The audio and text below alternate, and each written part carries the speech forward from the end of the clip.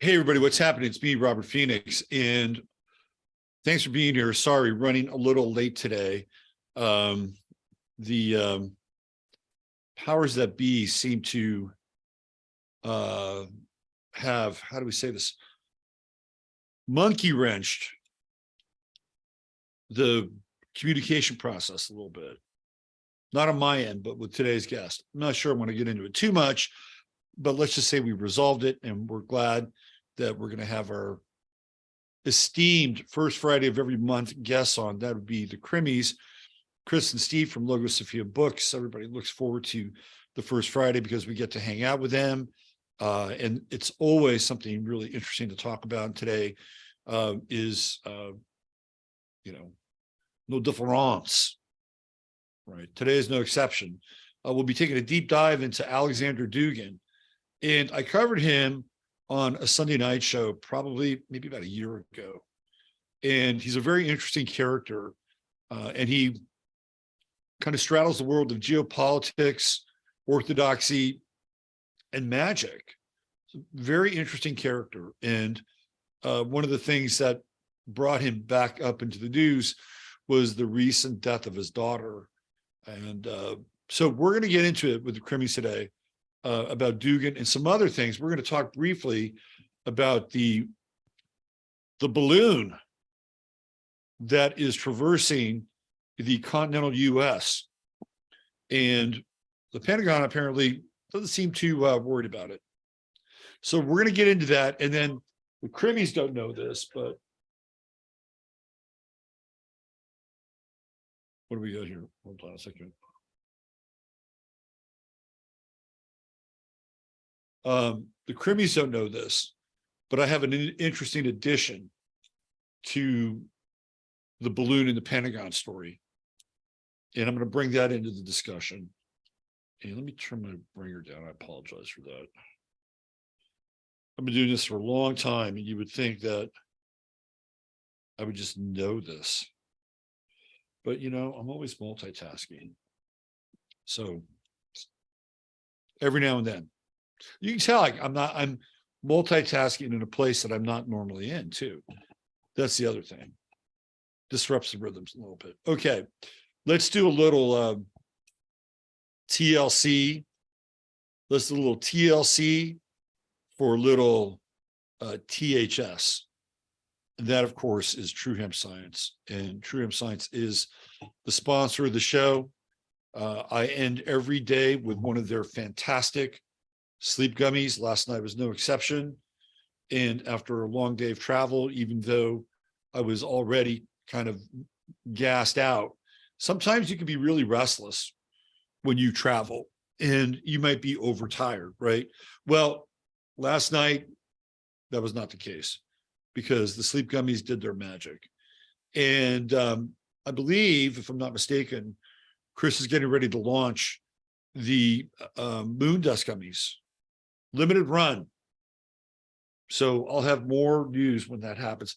But whether it's the moon dust gummies, the sleep gummies, the topicals, the water solubles, and there's all varying degrees of CBD levels and just particular technologies that Krys has come up with to target certain things. So here's the deal. If you're interested, and I know a lot of you have been and are, just go to truehempscience.com/ref/23, truehempscience.com/ref/23. And if you spend $100 or more, type in 15MINS, you'll get a free product, which is always a great way to explore something that you haven't tried. And Krys, I think, is pretty good about looking at your order and thinking, well, maybe they'd like this. So there's a good chance you're not doubling up. You're being exposed to something new. And then if you spend $150 or more, you'll get free shipping. That's it. It's that easy. All right. Let me waste no further time, since time is precious. And let's bring on our favorite guests. Where are they? I see. Crimis. Oh, they've unmiked. They're ready to go. I can hear them in the background. Let's bring them on. It's like little mice in the wall. Okay, start my video. The host has asked you to start your video. Here we are. There you are, Here I am. back again. Blinking in and out of Up to the consciousness. base. All right. Hey, Robert. It's like a bad penny you can't get rid of. Oh, no, I wouldn't say that at all. So we had our informal meet and greet. Let's have our formal meet and greet in front of everybody. How are you? How are we? We're up and okay. down. We're okay. Some days we're good for nothing. We're kind of cleansing, so that's always an interesting, energetic thing to do, and trying to get rid of some things, changing diet a little bit, and adding things, searching for things to take care of these little nagging issues, get us back to optimum performance levels. That's great. I am detoxing from my healthy life. I'm in Las Vegas for the next few days. Mm-hmm. So I'm in the reverse detox. No, I'm actually staying in a hotel here that is smoke-free and gambling free. Must be run by the Mormons Wow. or something. Although Well, I Very did well, curious. Las Vegas Cool. is a family place. You would have to ask who owns it. what kind of family are we talking about? Like the Gambino Right. family? Right. The real family, the You have to get- familia. Yeah.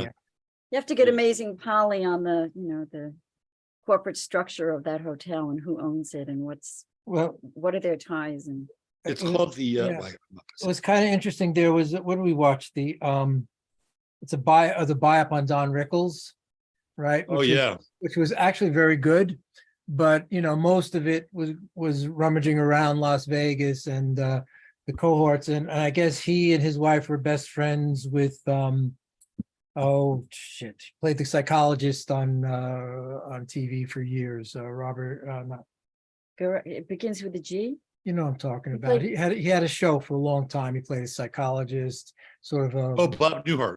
Bob Newhart, right? Oh, Bob I thought you were Right. thinking about like a real psychologist. Like he Oh, was no, friends no. with Leo Buscaglia. Wow. Right, What a trip. right. No, he's hanging around with Freud. He's so old. But anyway, so Bob Newhart though was lamenting that the casinos had lost actually most of the mob family, Yes, they have mean, actually. yeah. It's true. and it was taken over by basically Jewish mobsters or Jewish financial people. And he was bemoaning the fact that the ethos of the Italian mob was everybody comes in, has a great time, there's no problems, right?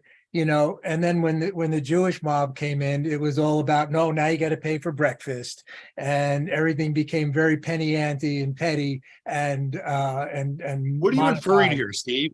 What's What that? are you inferring here? I'm just saying, Different business models. this will maybe lead into some of Dugin's stuff, but this multipolarity of mobs, should be allowed to Absolutely. express 100%. themselves. Yeah, 100%. Well, then I would say that the Irish mob needs to have a hand in it too. Oh my, yes. Well, I don't think that they've quite elevated themselves to the casino status yet. No, but- no. Oh, the Yeah. Whitey Bulger, right? Whitey Bulger. Is he Was Irish? Whitey Bulger part of the Irish mob?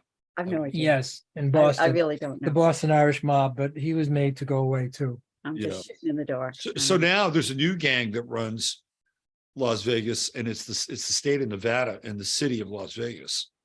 Uh-huh. So the new gang is in town.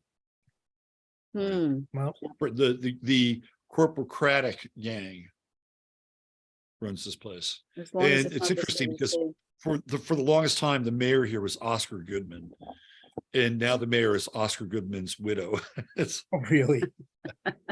It's- it's Imagine like, that. So the families are still important.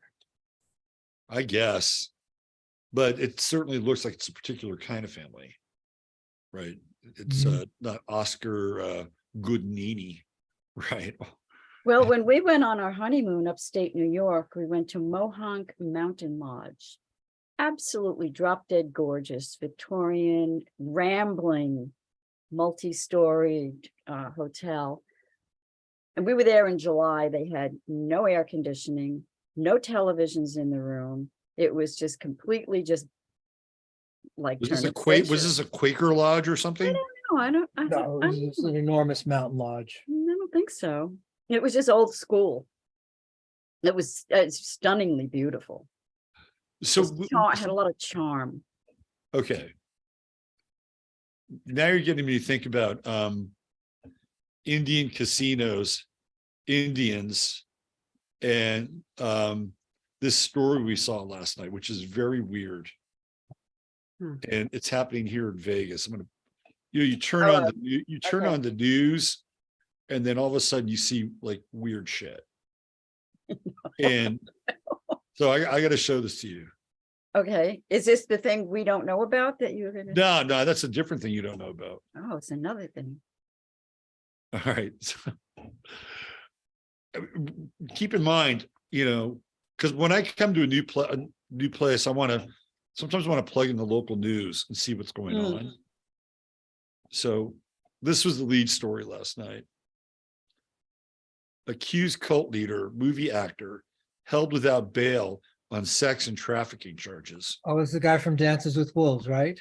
His name is Nathan Chasing Horse. Right. I did hear about this. He was like a teenager on the movie Dances with Wolves. Okay. A North Las Vegas judge ordered a former movie actor to remain in custody without bail on Thursday after he was arrested and accused of operating a cult and sex trafficking women and girls he viewed as wives.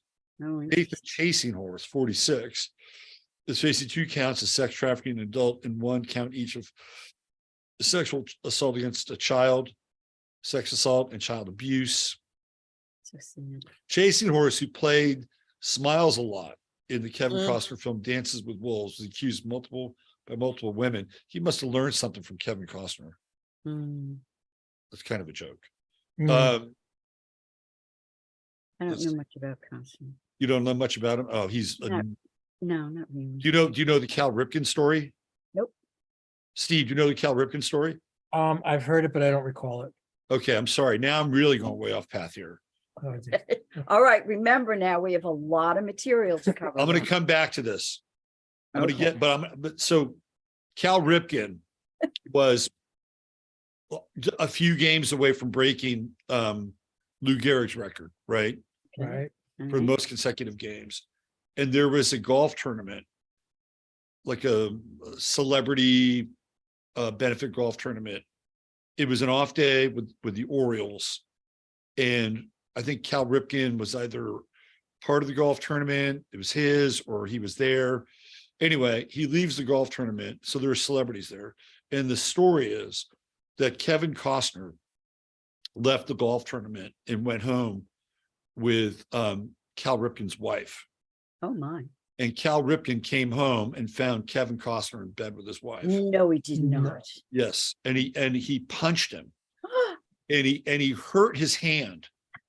And the next day he could not play. So the Orioles issued a statement that it was a night game, that they had issues with the power at their stadium. So it gave him an extra day to recoup. The next day he was going to play, and I think he played for like 2 innings just to get in the game. He still really couldn't play. Right. And that story was told to me by a pretty well-known sports writer in San Francisco who worked for the Chronicle. So there's the Kevin Costner reference. Right. Okay. That's like a story right out of Bull. Right. So I had to contextualize what I said. Yeah. Yeah. You wouldn't have known. So Okay. anyway, this guy's running around here using his magic medicine powers to create a little bit of a cult following. He portrayed himself as a holy man or medicine man to gain the trust of families using Native American traditions and spiritual ceremonies. God, it is so wild. Wow. About 5 years ago, a girl in British Columbia told authorities that she was raped after she got sick and was sent to live with Chasing Horse in California in 2010. So this sounds like a network in some ways. It This does. is really bizarre. Really bizarre. Anyway, that's answer. what I dropped into. Yeah. Right. Burning issue of the day. Okay, so let's talk about the balloon, and then let's get into Dugin. Now, some people are aware, it's a big story, that this balloon is floating across the United States. And it has been determined that it is a Chinese weather balloon that has drifted off course. So our government, the Pentagon, has made a statement that they're not going to do anything. They're not going to shoot it down. They're going to take it down. Right. So I have a question in my head about it, but what do you guys think about this? Well, my mind goes immediately to the Biden crime family that is in bed with the Chinese Communist Party. That's okay. So that's what I think about it. Right. So why would you lift a finger to protect your own country if your interests would be put at a disadvantage? That's my thought. Yeah. So my first question is, where is it off course from? You know, Now that's a good question. That is a genuine right, journalistic question. right, because China would, it might slip into Mongolia or Russia or or maybe Thailand or something. So that's one weird question. So How to get this far, in other words? yes. So Okay. that's one thing. The other thing I was also thinking of that I thought odd the other day was that the FBI actually made a move against these so-called Chinese police stations that are in New York, I think San Francisco, LA, a handful of US cities, that somehow these Chinese police stations have been established. And in New York, the FBI went in and closed it down, after whatever months of operation, which likely means it did whatever it's doing and they all went home by the time they got after him. But, Right. so It's like I don't know they if got there's the courtesy call. Hey, we'll be there yeah. in a couple So, weeks. so what's, so that I thought that was really odd. First of all, that they were allowed to open, and second of all, that they were allowed to stay once they were But exposed. we've been Right. hearing about that for Right. a while now. Right. Now and so everyone is admitting, the US Army is admitting that it's a surveillance balloon. So Right. why do you need a balloon to surveil, first of all, when you've got satellites that, can take pictures of moles These on are all people's very good back, questions. right? So that doesn't make sense either, it's like some weird game, feels like. And I just took a quick look because I hadn't actually heard about it until you just mentioned it this morning. And I saw it looked like there was some kind of writing on it, though I couldn't tell, what it was. It probably says, Chinese spy balloon or something like that You on need it. I don't Steven know. Seagal. Steven Seagal could figure it out and solve this very quickly. Uh-huh. Call in Steven Seagal. Or MacGyver could just take it down with his pocket knife. Oh, I think Steven Seagal makes a bunch of movies at the behest of the Chinese. They've produced a lot of his movies. Mm-hmm. So he might actually know. Apparently he lives in Arizona now. I wasn't aware of that. No, it's been really decades since I've seen a Steven Seagal movie, but By the way, I think Nathan Chasing Horse should change his name to Nathan Chasing Tail. or Chase Tail, yeah, and put in the Right. tense, hopefully. Yeah, and you think of Nexium, you think of all these sort of things, think of St. John of God, in God in quotes. Yeah. Sex always seems to be, right at the epicenter. And what Epstein wanted on his Nevada ranch, right? It's Nevada, right? His ranch was in Nevada, With where, the DNA. where he was basically wanting to start, a farm for his Was it DNA. Nevada or New Mexico? New Mexico, thank you. Probably New Mexico. New Mexico. But he yes. wanted to pass on his DNA. So, Right. so this is a kind of recurring thing. And of course it's very much connected with the Latter-day Saints do. So his guy supposedly had like 5 or 6 wives on there. And it's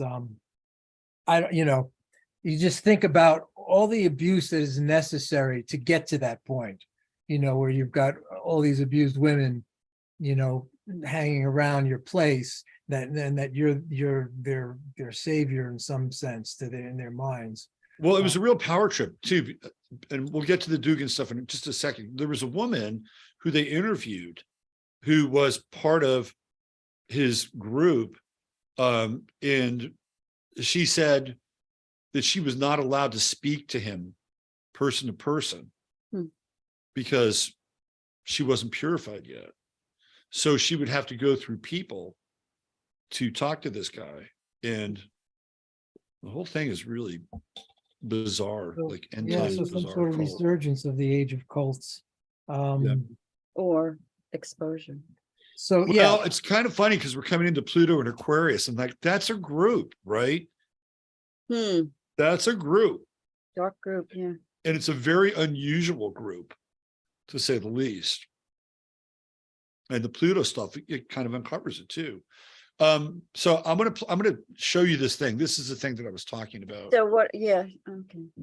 And it dovetails a little bit into what you were talking about, Steve, with these police stations and all this other stuff. And it ties into Cal Ripken, because this is a baseball guy who kind of went down in flames in his own way. So this is from Lenny Dykstra. And he said, riveted into the colossal new project. This is the Oh, new that's what I was just going to bring up. Yes, it's like double the size. our woke of the regulations to ensure the FBI center will comply with diversity, equity, LGBTQ plus, and climate change political goals. You know, that gets back into the show we did last week with Russ and Jacques Attali, where he talked about infrastructure, right? He talked about infrastructure embodying like the new change, the new paradigm. That's exactly what he's talking about. Mm. right.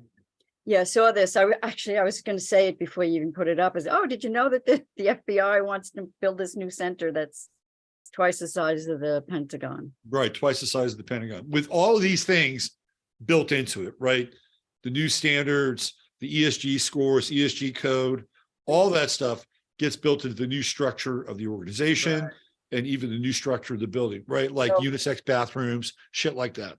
Christ's sake. So far from dismantling the FBI, they're metastasizing. Right. Well, it Absolutely. sounds like, yeah, it sounds like they may subsume the CIA, or they'll just, because they basically, the old concept of, FBI is United States and the CIA is overseas, as just completely broken down. Sure. And so they might as well join into one mammoth organization. I think that'll probably happen, and they'll probably roll it into Homeland Security. That's what I think.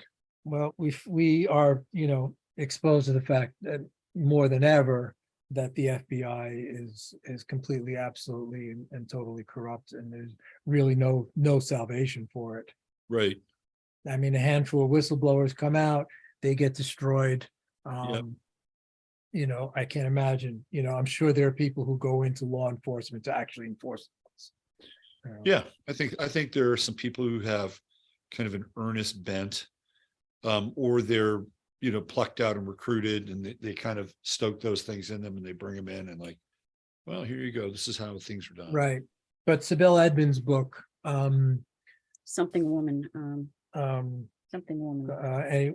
was where she describes her experience with the FBI and what they did to her in silencing her. And it was always like It'll make your blood boil. she was the higher she went, the worse it got. At the lowest level it was, let's just all play nice, you'll get yourself, a nice little pension, you'll get all the perks, and everybody will be happy. You can go back to Turkey and buy yourself a little business, whatever you want to do. All right. And then every step she went up. This is right after 9/11, and they were looking for translators, and she spoke Turkish and Farsi. And I think Afghani, I'm not sure. So she was like really, really needed. And she was saying, look what these people are saying, and then she uncovered the Americans and what they were doing. This American colonel who was, selling arms to ISIS and all this sort of stuff. So they eviscerated They her. slapped her down. Yeah, she formed her own. Every turn she took. Yeah, so she And wrote a book. Grassley, I think Chuck Grassley was supporting her. A couple of people He tried to help. He was, he really came out as a hero, as an American hero in this. And he couldn't even help. It was just so big. Did And you they guys shut her up. see She's gone. who? She's alive. She's alive, She's but they alive, shut her but- up. Oh, Right. sure, yeah. Yeah, and then she had Rosebud News, Yeah, is it that's Rosebud not News? Rosebud, Newsbud. Newsbud. Did you guys see the Astro weather I did a couple days ago, and I featured Thomas Merton? Did you see that? No, I No. wanted to go back, but I didn't check it out, No. no. So did you guys ever watch that hour-long documentary on him that's on Years ago. YouTube? Years ago. No. I never Oh, realized one. this. oh, we Okay, did. Yeah. We did. so there's that scene at the end where he goes to visit the Dalai Lama, and he and the Dalai Lama have this conversation about communism, and all of a sudden, Merton has like an Andrew Breitbart moment, Well put. Hmm. and he actually goes back to Bangkok, where he's speaking at this event with all of these kind of mendicant kind of people, right? And he talks about the perils of communism because of his exchange with the Dalai Lama. Mhm. Mhm. And then he says that socialism works inside of a monastery, but it doesn't work in the world. Oh, that's well put. He goes back to his room. He's dead after that. Yeah, Right. somebody dropped an electric fan in his bathtub, if I'm not cool. Yep. Well, That- there's a that's- lot of that's- conflicting results. He also had a gash in the back of his head. Hmm. And Oh, I didn't know this, but somebody actually wrote a book about his death, and everything kind of points fingers back to the same people we're talking about. Mhm. Think about that for a second. Do they want Thomas Merton, who's very popular? Nobody realizes how popular he was. Oh, very. Out swinging Oh, against very. the communists, right? They didn't want that. So they had JFK, RFK, MLK, and Merton. He's all part of that kind of wave. Anyway, Right. Oh, was it around the same time? 68, Oh, I think so, 68. Oh, wow. 1968. Oh, wow. Anyway, I just are thought I'd you- bring it up because Well, I it just kind of wanna- dovetails to what you're talking about. Mhm, Are mhm. you feeling like the Dalai Lama was somehow sympathetic? Is that what you're wondering? Well, I mean, the Chinese went in and took over Tibet, Yes. right? And I think that's what he was talking about, right? It's like this dude lost his country. These Yeah. people lost their country. Uh-huh. And as a system, it is incompatible with the world.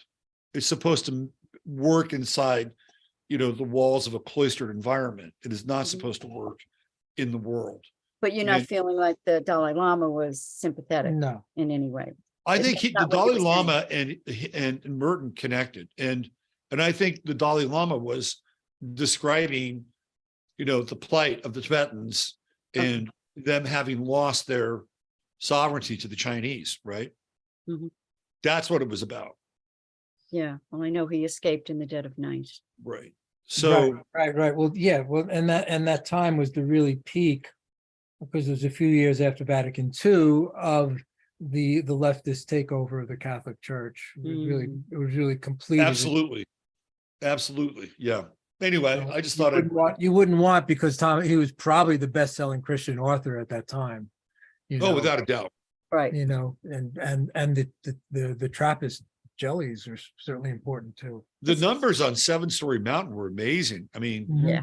by the It's time probably 68 still- was Yeah. around, he's probably sold about 800,000 copies Yeah, of that book. it was one of like 7 books in the house when I was growing up. It was not a reading household until I got there. Isn't that interesting? Yeah, Yeah. my aunt was reading Wow. interesting. So- Lots to talk right. about with the Tibetans. Actually. Right. So yeah. So you can, in this case, we can look at that as a political assassination. And then as by introduction to Alexander Dugin, Dugin, we have on August 20th of last year, she dies in a car bombing. His daughter, His daughter, Darya. Darya Dugina, dies in a car bombing. All right, so that's Alexander Dugin and his daughter, and that's a really sweet picture of them. So she's 29.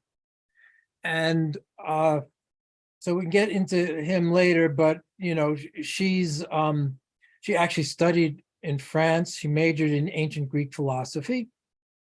So she was a journalist, and she was covering the Ukraine war from from a pro-Russian perspective. Obviously, she did some stints with RT and various outlets, and she did some reporting from the front. And one of the reports that she brought out was how the Ukrainian army was staging supposed crimes by Russian soldiers. So that's a picture that was at her funeral, and there you see the explosive vehicle. Also, I just finished reading John Lamlash's book on Gnosticism, and he starts out that book talking about Hypatia, who was the last female teacher of the mysteries in that part of the world, and how horrific her death was. She was also slaughtered.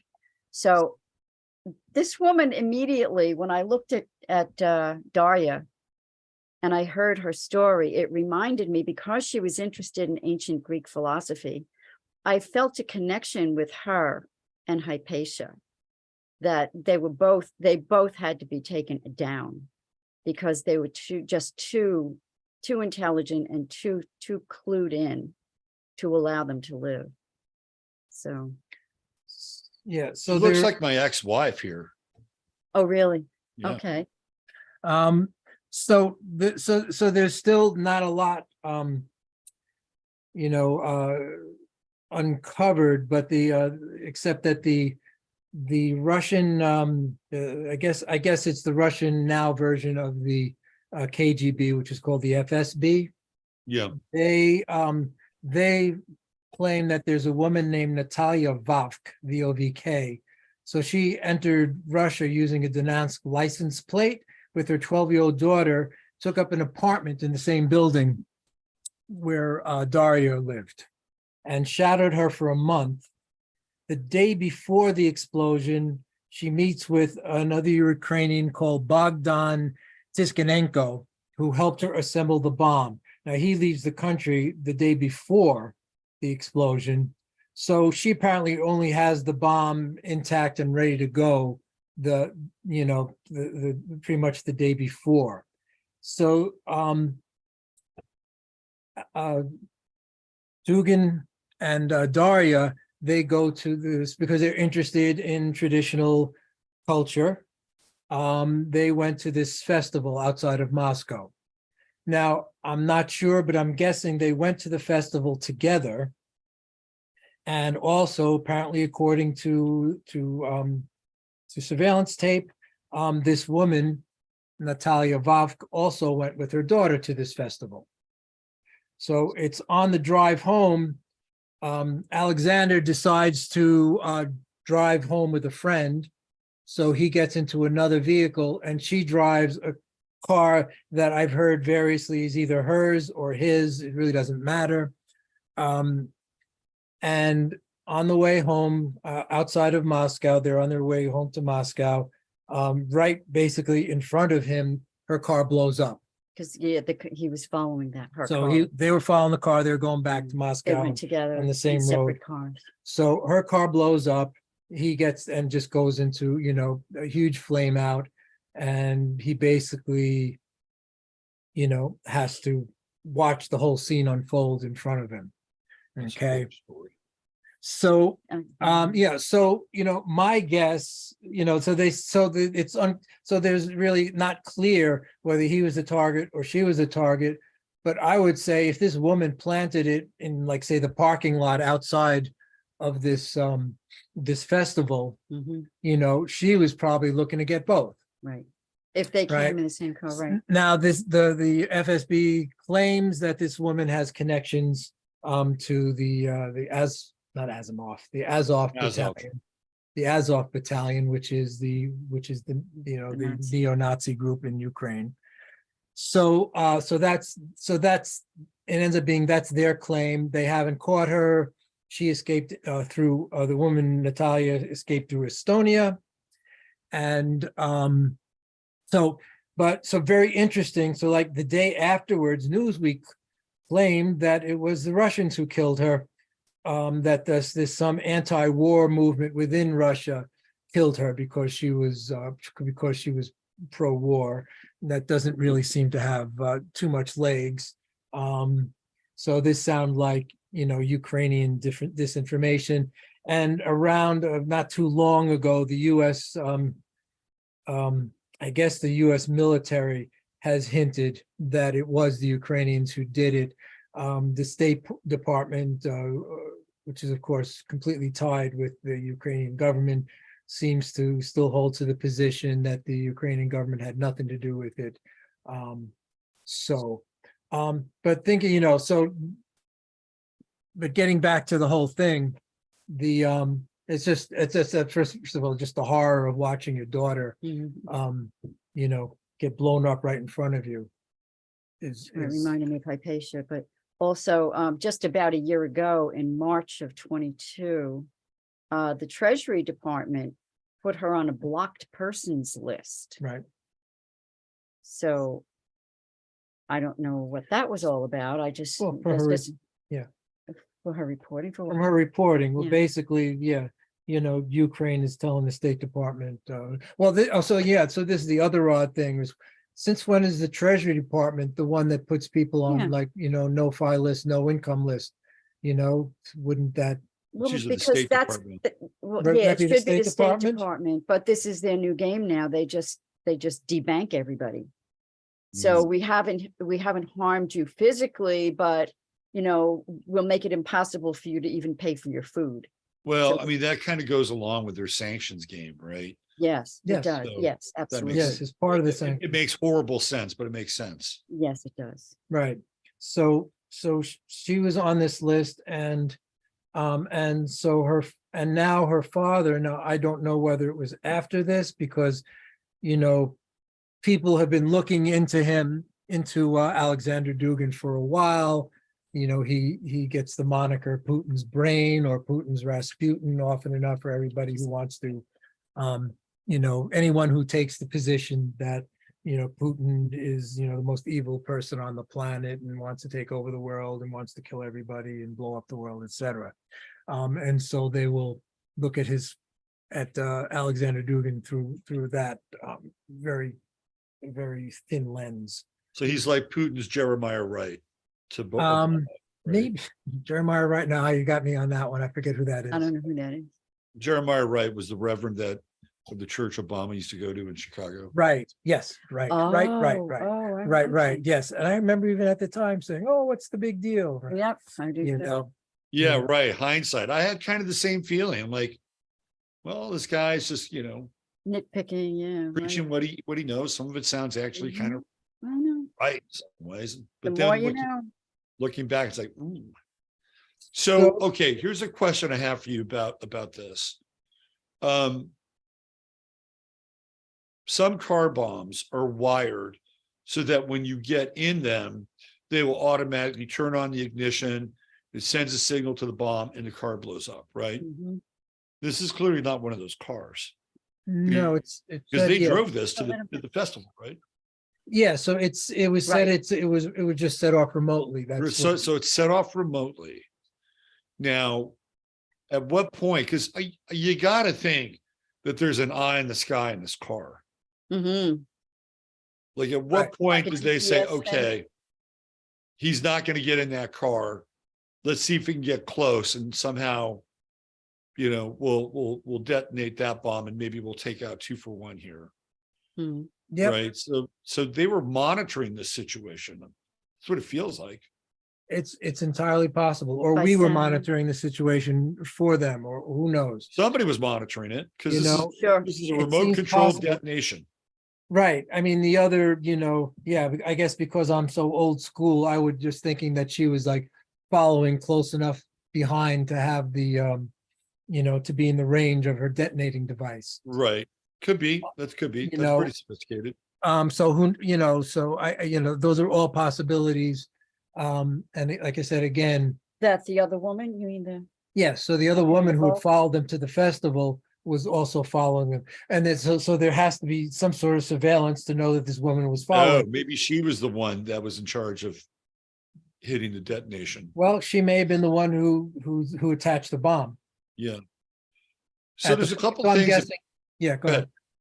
I was just saying, yeah, the scenario I can come up with is that it was it might have been a big parking lot, so it was a big festival. She knew her car, the license plate, and was Right. able to find it. And then, because on the street in front of the apartment house is probably surveilled, there's probably no way of doing it without getting caught, but maybe at a rural space, she was able to attach the bomb. Right. So it looks, what am I seeing in the photo of the car? It looks almost like it came from the out. Are just the doors blown off? Doors are blown off. Yeah. So those are not it was doors. probably rigged somewhere under here. Huh. That's what So I I think. wonder, can you like put something like that on just with a magnet and just like quick slap it on? It depends on the strength of the magnet. I mean, She's It's a not neat- out in the it's- parking lot, well, so with if you pliers have a and really wire. strong, if you have a really strong magnet, like a neodymium magnet, Yeah. it may get in the way of detonation. Those are really strong magnets. Oh, So I would think that what they probably did is they probably used some kind of heavy duty tie or something like that, and probably placed it maybe around the pipe, but right? if they were with- doing that at Yeah, you put the, it on the, in the parking lot, so it must have been done before they went to the festival. I think it was done before that's just my sense, probably before the festival. I don't know where. But looking at this, there are two things that really pop. Number one, she's Dugin's daughter, and this is a guy who seemed to have a lot of spiritual clout in Russia. And the other thing is that she is young, right? It's one thing to have, old codgers running around and doing things and Yeah. kind of speaking out or whatever, because Yeah. well, how much of an impact will they have on young people?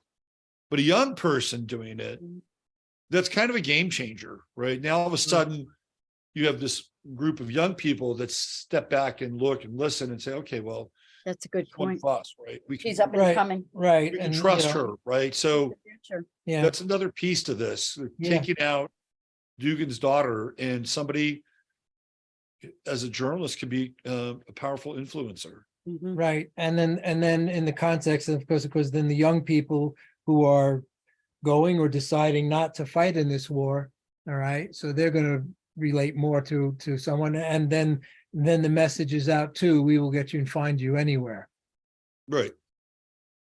No one's safe. Yeah. So so very sad, great loss. She sounded like she was, whether you agreed or disagreed with her positions, she was really coming into her own.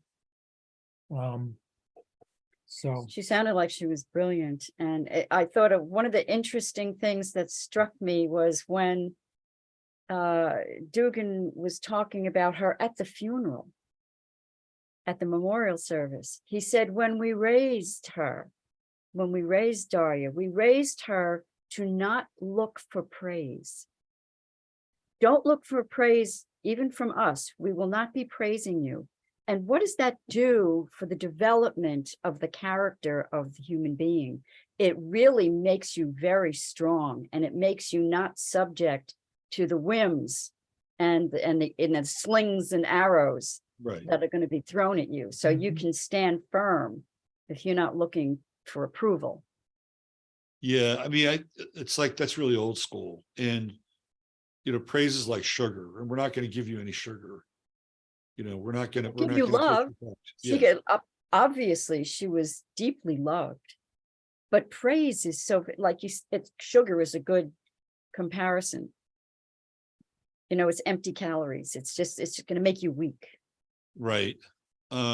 Yeah. I mean, I think Dugin's a Capricorn too. I think that's a very Capricornian, interesting. kind January of, 7th. very Saturn model of raising a child. Yeah, I can see that. Mhm. Yeah. But And, based on what's going on in our world, we could probably use a little more of that here. Although if you did that, you probably wind up in court and then jail for doing that. Oh, my parents didn't praise me. I'm going to sue them, and then you're going to win. No, you get a trophy for making your bed now. Participating. It's really, it's me. I thought it was remarkable that he said that. And that was part of her formative forces, helped to make a very strong, upright human being. Yeah, I think that there's a lot of merit to that. And we've lost touch with it. And this is why we're I in think such we a world of confuse hurt. praise with love. That clearly he loved her and she was raised with love. Look at her. She's a bright and shining star. Yeah. Just I mean, you don't she's- even need to yeah. know her. Just look at her. You can read her face.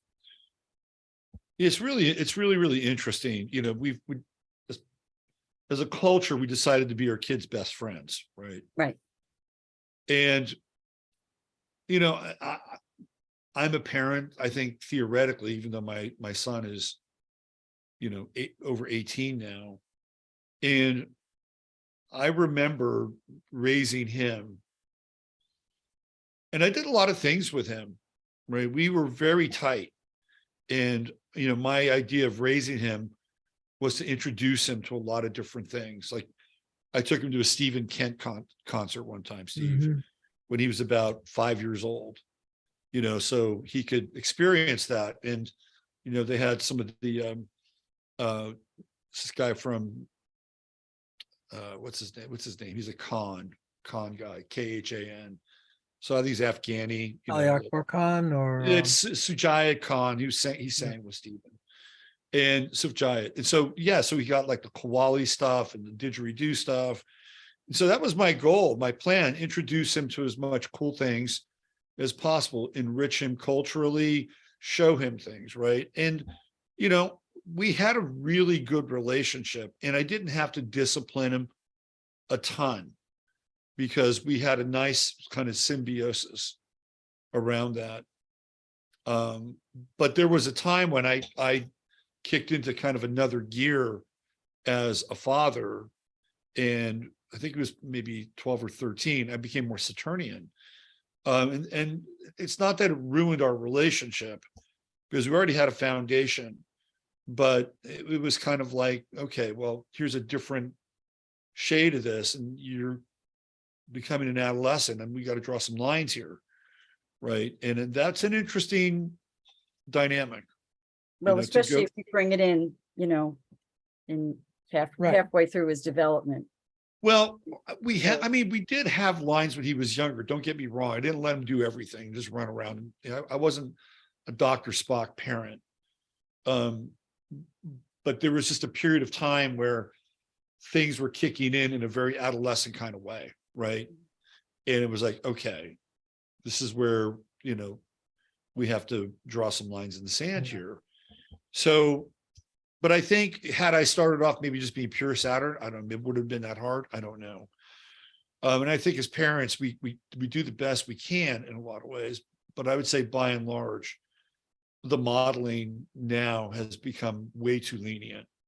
Well, I think Mhm. kids really do need to Mhm. learn boundaries. That's an I agree important, with you. really I important agree. part of development is to learn boundaries. And Yeah, that's Saturnian.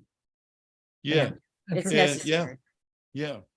And Mm. I think that you can have a very reasonable relationship with your kid, and also, you know, kind of instill these values. And some kids are just born that way too. Mhm, Some mhm, kids have it, you know, like mhm. Brock Purdy of the 49ers, he just has it. He's a Capricorn. He kind of grew up that way. Anyway, I don't want to get into weeds too much Yeah. about parenting. Well, yeah, but so you, from his standpoint, then there was also the famous Mark Twain, my favorite Mark Twain line, right? When I was 15, I couldn't believe how, you know, how idiotic my father was. And then when I was 20, I was amazed at how much he learned in 5 years. wow, he got it at 20. That's pretty good. So, I guess in our society, you know, at 50 or something like that. yeah. So Mr. Dugin isn't Capricorn. He was born January 7th, 1962. Yep. In Moscow. Yep. And he comes from, apparently his father left. So this is interesting because of his subsequent interest in tradition. His father left the house at 3. And his mother was a doctor. So his father was in military intelligence, though he's never quite sure how it was. I guess his father didn't play a big role in his life, except when he was, say, around 20, and he became an anti-communist dissident. So this would be 1983, towards the end of the Soviet Union. Right there. And here he is. Well, he's not 20 there, but yes. But anyway, so he becomes a dissident. He is arrested. I couldn't find out anything about how long he spent in prison. Apparently, he got in trouble a number of times for his anti-communist activities, and his father bailed him out. And then eventually, his father then gets demoted to the customs service. So I guess he was pulling strings too long, and then they demoted the father for that. So he gets out of prison, and he's working as a Moscow street sweeper. But he has this intense desire to learn and to read, and he ends up forging documents so that he can get into the Lenin Library, which I guess for Moscow is like, the New York Public Library. It must be their biggest library. And he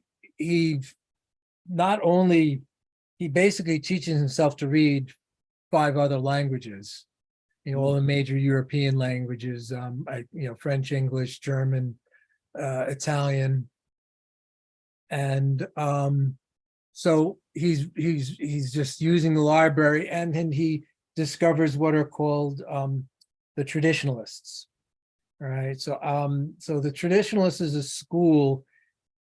Traditionalism, the Traditionalists, it comes out of the it comes, the early books are William James's Variety of Religious Experience and Huxley's Perennial Philosophy. But the other main writers are these guys named René Guénon.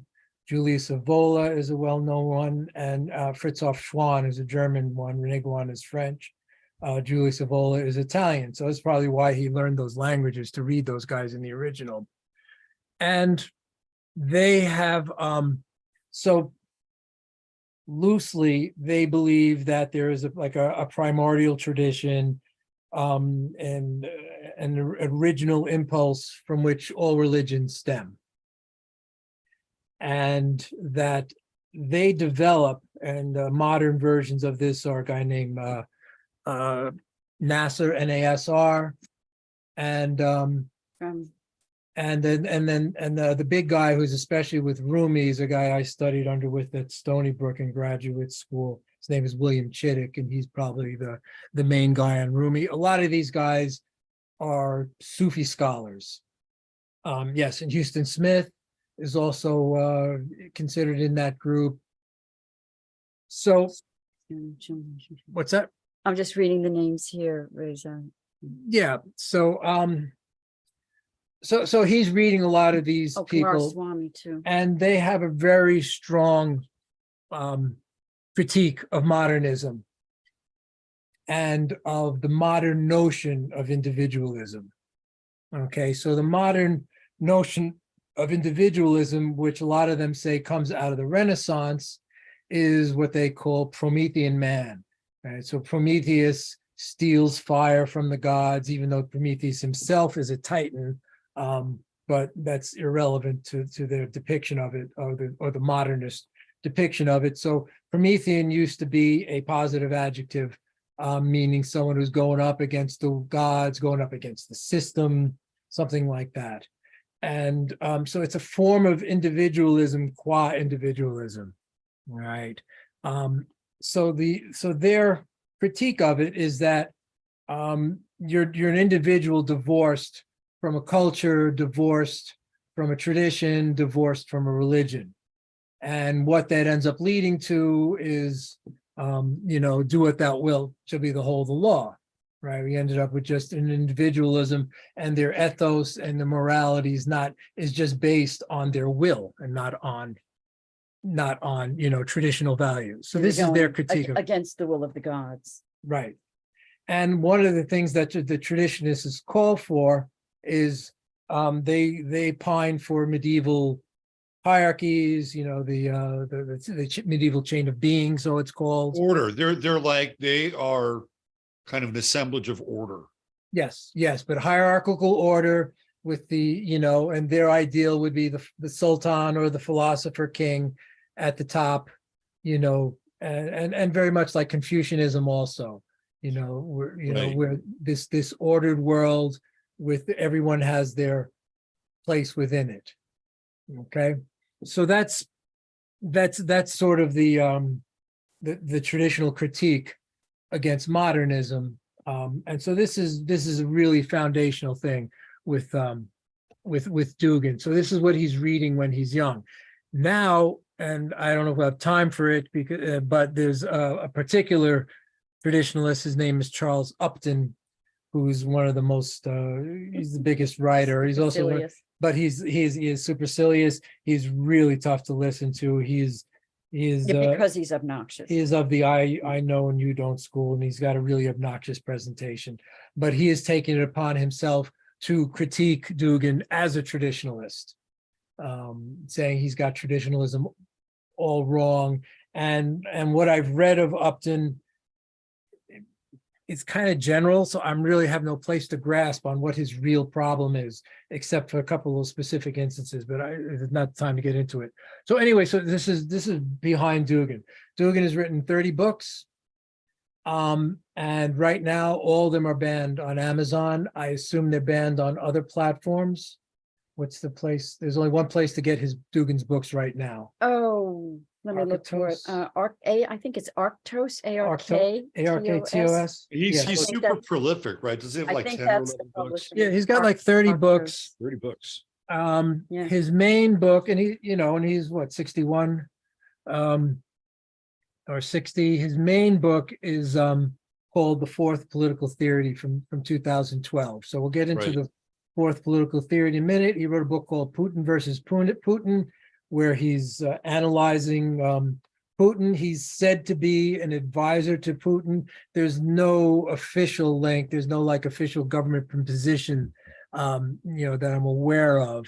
But he obviously has Putin's ear. Putin wrote a very nice thing at the for Daria's funeral.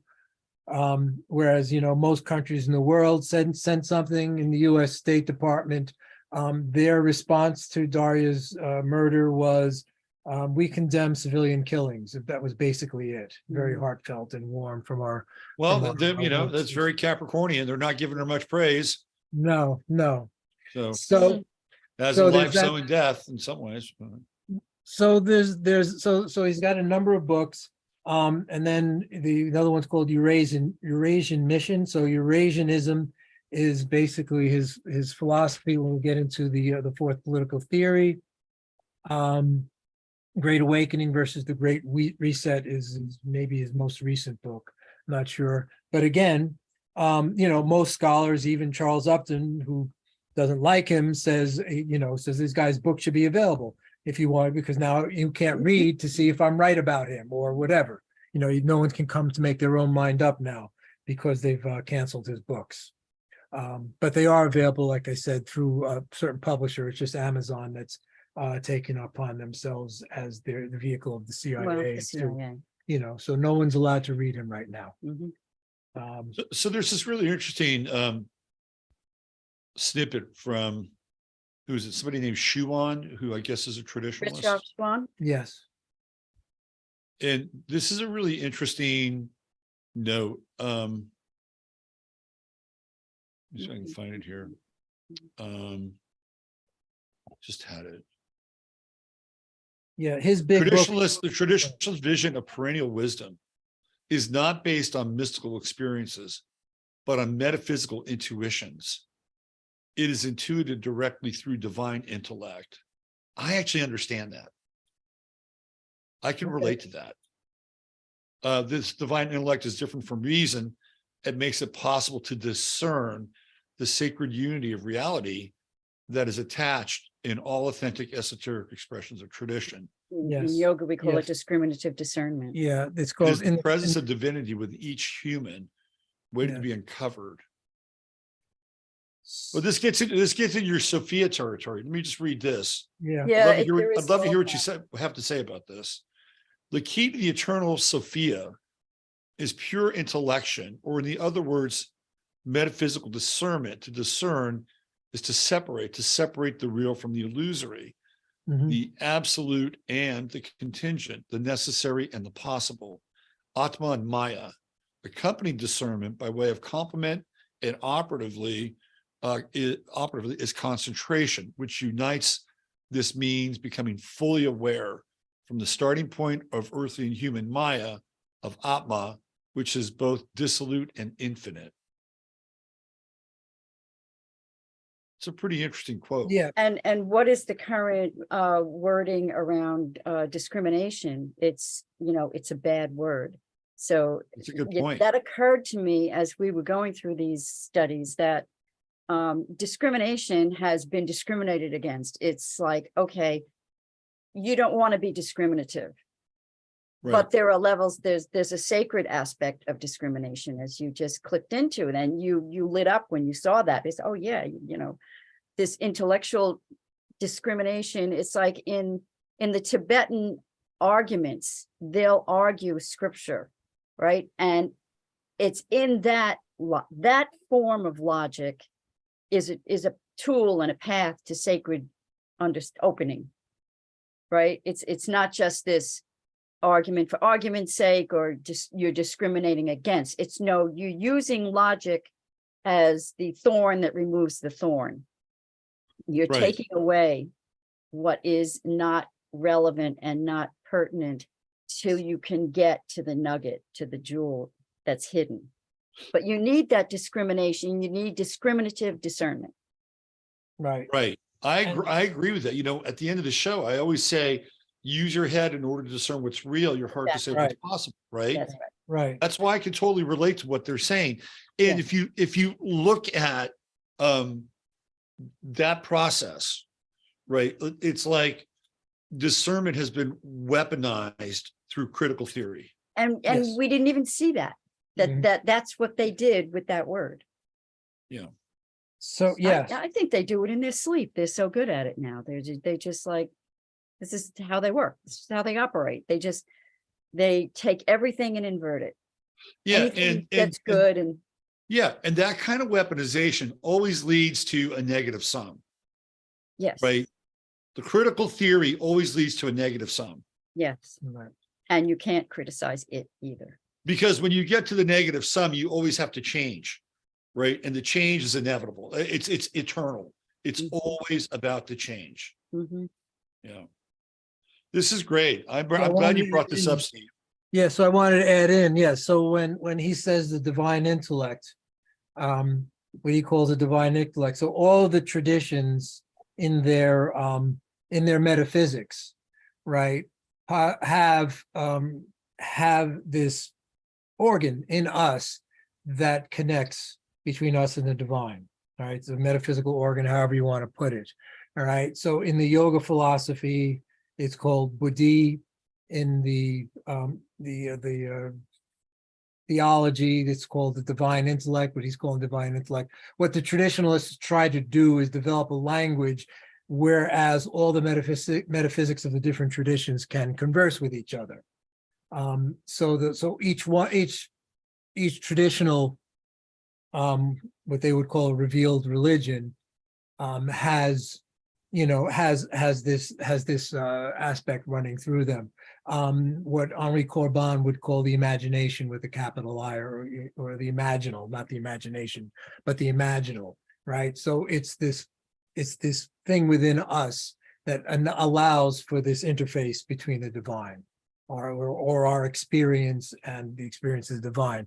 Because as I've said more than once, the divine experiences the cosmos through us, and that Yes. there is not a cosmos out there, the divine, that has some sort of objective playhouse working with.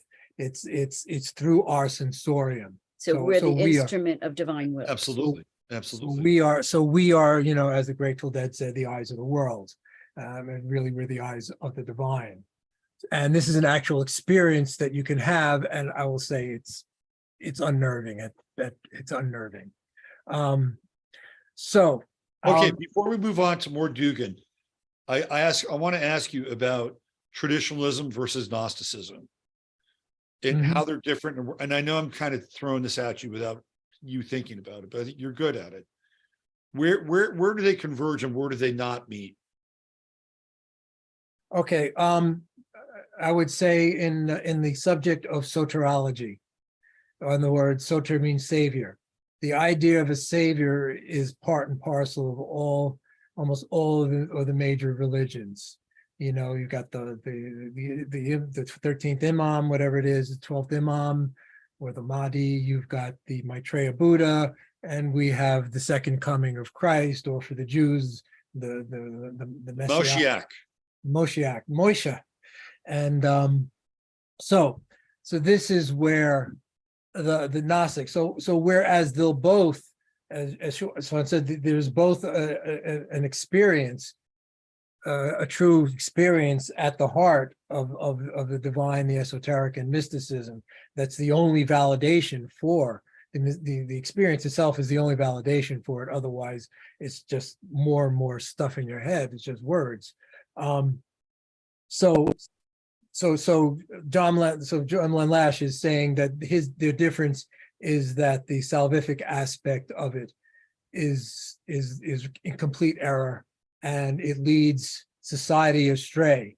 And Dugin really latches on to the orthodox eschatological or end times aspect of what we're going through now, and that the Redeemer is really important to him. Yeah, I think John Lamb Lash would say that the salvation of Christ, where he died for your sins, is crippling to the individual, because you then do not do the inner work. That if that's the most succinct I can put it. That, yeah, you can live a life of debauchery and on your deathbed say, oh, Jesus, my Jesus mercy. This is what the Catholics say. Yeah, Right. my Jesus mercy on your deathbed. Okay, you're good to go, get into heaven. So John Lamb Lash says, well, that really is a disservice to the individual, because you never develop the spiritual muscle never develops in the individual, because they've got a free pass. Gurdjieff would say, and he's brutal. When John Lamb Lash talks about it, he's brutal. You're like, John, you're just not going to win a lot of people over with this, the way you're your argument in. He really does not have a good perception of what the Christ and the Christos, but the Christos, even in Gnosticism, is a whole category unto itself. It's very different. The Christos is Isn't it? not Jesus Christ per se, the man.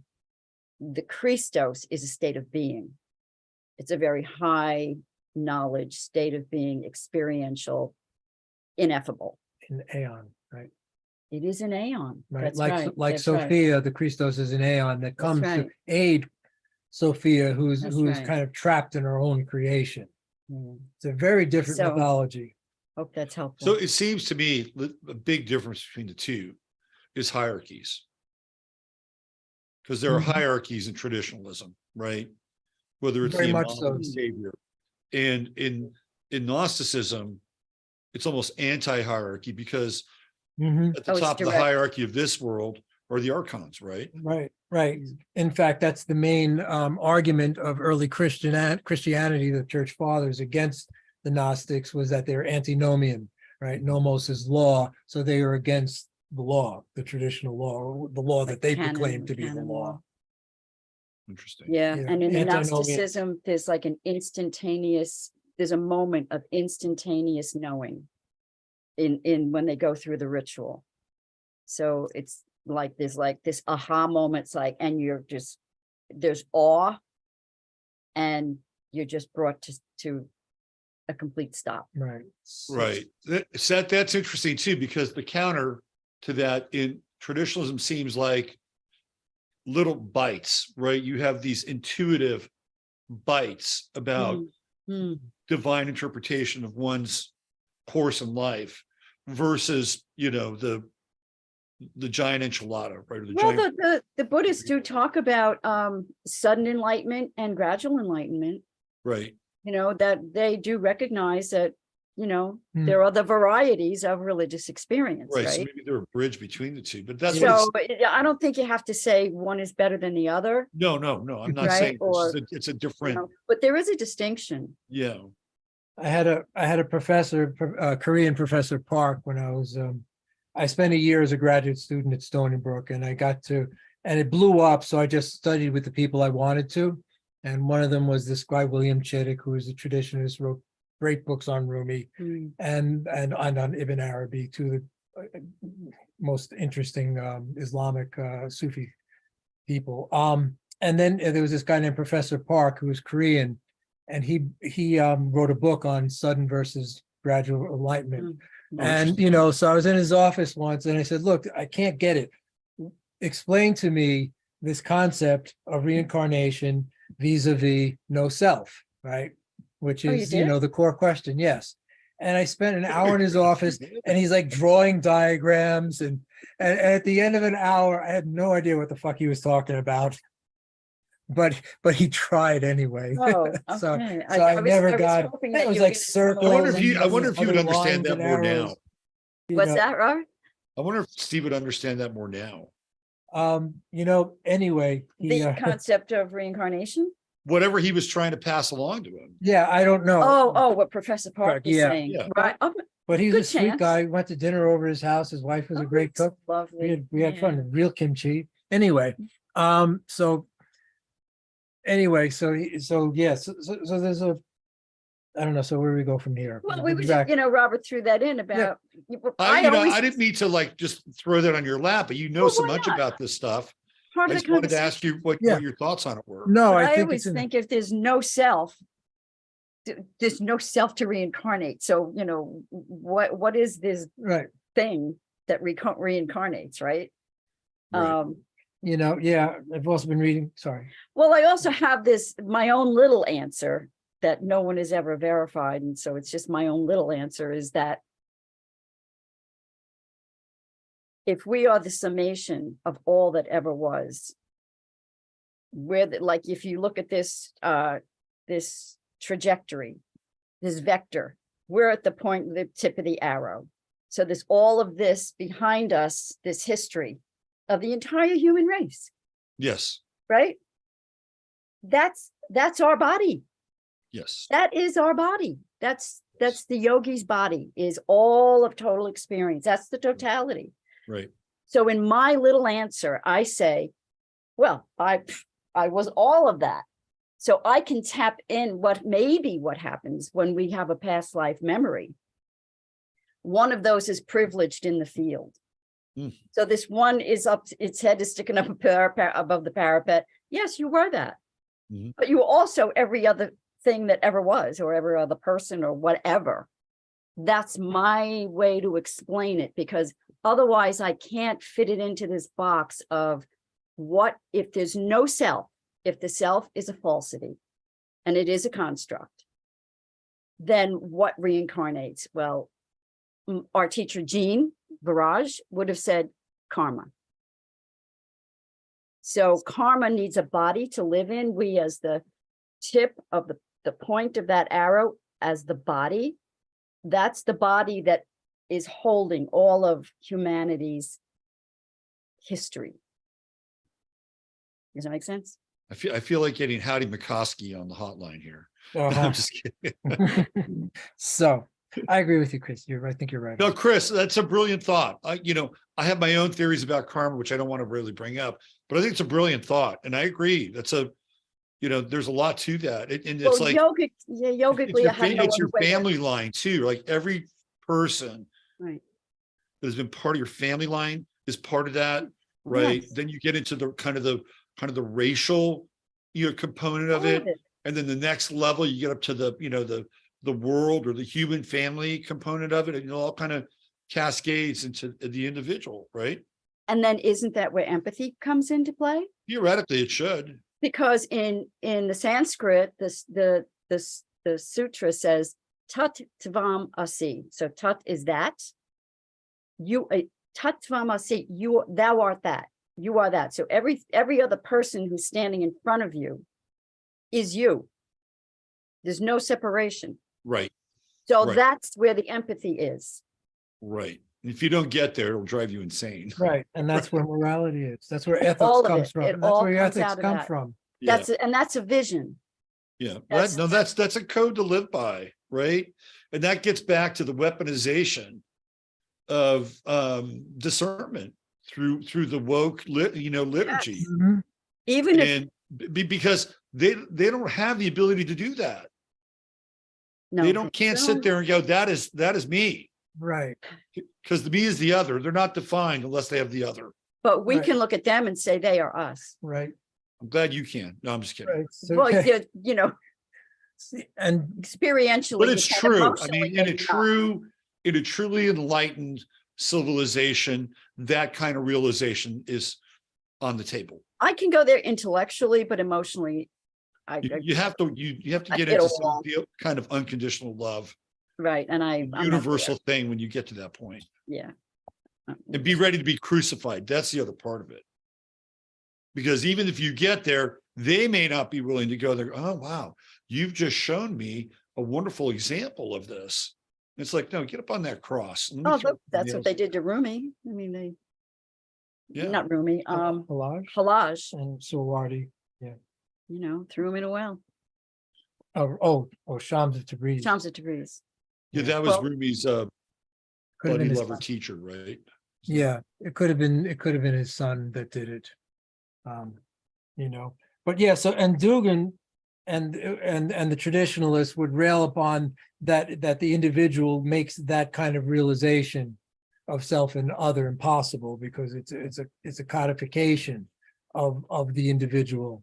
So that's and of course and my reason I stopped reading the traditionalists many years ago was basically because they as they infiltrated more and more into religious studies programs, what happened was that they just got more and more dogmatic, more and more hierarchical, more and more calling for the return of the Sultan and the return of the king and all that sort of stuff, and I, at this point, I'm pretty much at the point of traditional religions. Let them decay and so that we can move on to what's next. Because I don't see where any of them serve a terribly useful purpose before. Now Dugin would take exception to that, of course. Very much so. Being a traditional Russian Orthodox. But in the lack of anything else, better than other things, I guess. Right. Well, careful what you wish for. You might get a deity of a trans chimera with 6 sets of boobs. And Well, that's what Male they're painting. equipment. Well, there's always Well, they're painting Diana Christ. of Ephesus with the 32 boobs, You know? however many she has. Yeah, well, it's like all the Monty Python stuff from when I was in high school is now turning real, like the skit about the transgender guy, their movement in Life of Brian. And and then they have, this other skit of Michelangelo of Da Vinci painting the Last Supper, but he wants to paint Christ, as a polka dot horse and things like that. I mean, Right. all that stuff is coming true. So it was all incipient back then, and it was all ridiculous back And then. it wasn't by accident, though, Steve. But it's happening now. Well, they were all philosophy. They studied philosophy in Cambridge. philosophy majors, yeah. So where does the occult angle come from Dugin? Because people, and I've looked into Oh, it. we were talking about that at breakfast. We're trying to figure it yeah, out. I don't find it. I don't know. I don't find it, but that's the accusation they make, and then they accuse him of being a warmonger. And go ahead. But that word occult gets thrown in Right. as a weapon when you don't understand what the person is saying. I see it happens a lot with Christians and Yeah. non-Christians. Right, The occult. It's It's a like part. this one black bag that gets thrown at the person with no real knowledge of what occult means hidden. We all know that. That's hackneyed by this point. But there's no real studying or understanding of what's involved in saying that about someone. Nancy Reagan consulted astrologers, so she's an occultist, You know, right? and it's really, Yeah, it's, I met her. I met Joan Quigley once. oh, really? Oh, really? She's very odd. So Yeah. that's, I think to say, Yeah. is Dugin an occultist? By whose Because they standard? kind of paint him as like Putin's Crowley, right? Right, Yeah. right. Or as Rasputin. So this is over and over again. And then when you actually read it, no one says anything. I've read a bunch of, we've just spent the whole week reading We articles all on week, Dugin, we've been like, and nothing, Immersed. nobody, So it's propaganda. yes, no one can come give me anything specific. And they say, and he's an occultist. I remember one I read yesterday, and Putin's an occultist too, because he uses numerology. So, this is the depth of critique that you come up with. I can come up with some critiques, but you have to critique what he's saying, not what my people perish for lack of about. knowledge. And people count on people who can only count to one is a line from a song from Jake Holmes. And it just makes so much sense. So this is what happens, and that's where you get ad hominem attacks. Because when someone has not the ability or the background or has done the hard work on themselves and the study to come with a polite debate, you end up mudslinging. And we watched a debate with Levy, a French philosopher, and Dugin. And was it with Dugin? Yeah. It was with I just wanted to wring his neck. He was so rude and so absolutely adhered to no standards of debate. Just all of a sudden just would talk over his opponent and just bulldoze and bully. And I thought, And wouldn't it, and just, well, you're a nihilist. and it was a New York Times moderator. And he was just. It sounds like he's. Oh, that was the one with. That was Bannon. That was with Bannon. Bannon, and Jacobin watch tactics. another one. Sorry? Sounds like Jacobin tactics. Yeah, it Yeah. was very irritating, but that's acceptable But this is- behavior now. Yeah, we weren't expecting much. And then the one with this French guy in Bannon was even worse. So everybody, but it's, it's like poetry has become slamming, and it's just, it doesn't mean anything anymore. Also, your guests might be interested in looking for Alex Jones did an interview with Dugin about 5 years ago or 6. Yeah. Which was very good.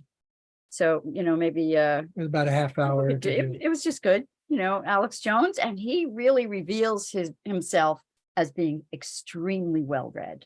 Alex Jones. Yeah, he's an autodidact. Yeah, he really, he said from the time he was a kid, he would just like immerse himself in books. Yeah, it was a He good. didn't- It was a It's good. clear he didn't go to college, right? He just started doing his thing. But it was One a of the very reasons why he did his thing is interesting probably because he didn't go to college. Yeah. Yeah. But then, all right, but going right along, then you want to get into the eschatology, to the end times? I wasn't. Oh, okay. I All right. wasn't. Oh, we're not gonna I go wasn't that ready to far. go in there because Okay. that's weedy.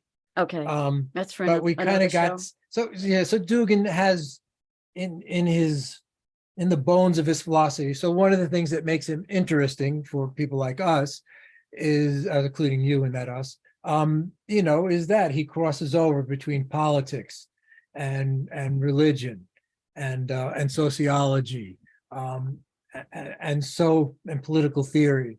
So because not too many people really do that, basically it's just like, America is great and God wins is pretty much, that combination here right now. Mhm. The level of depth that you're going to get in general.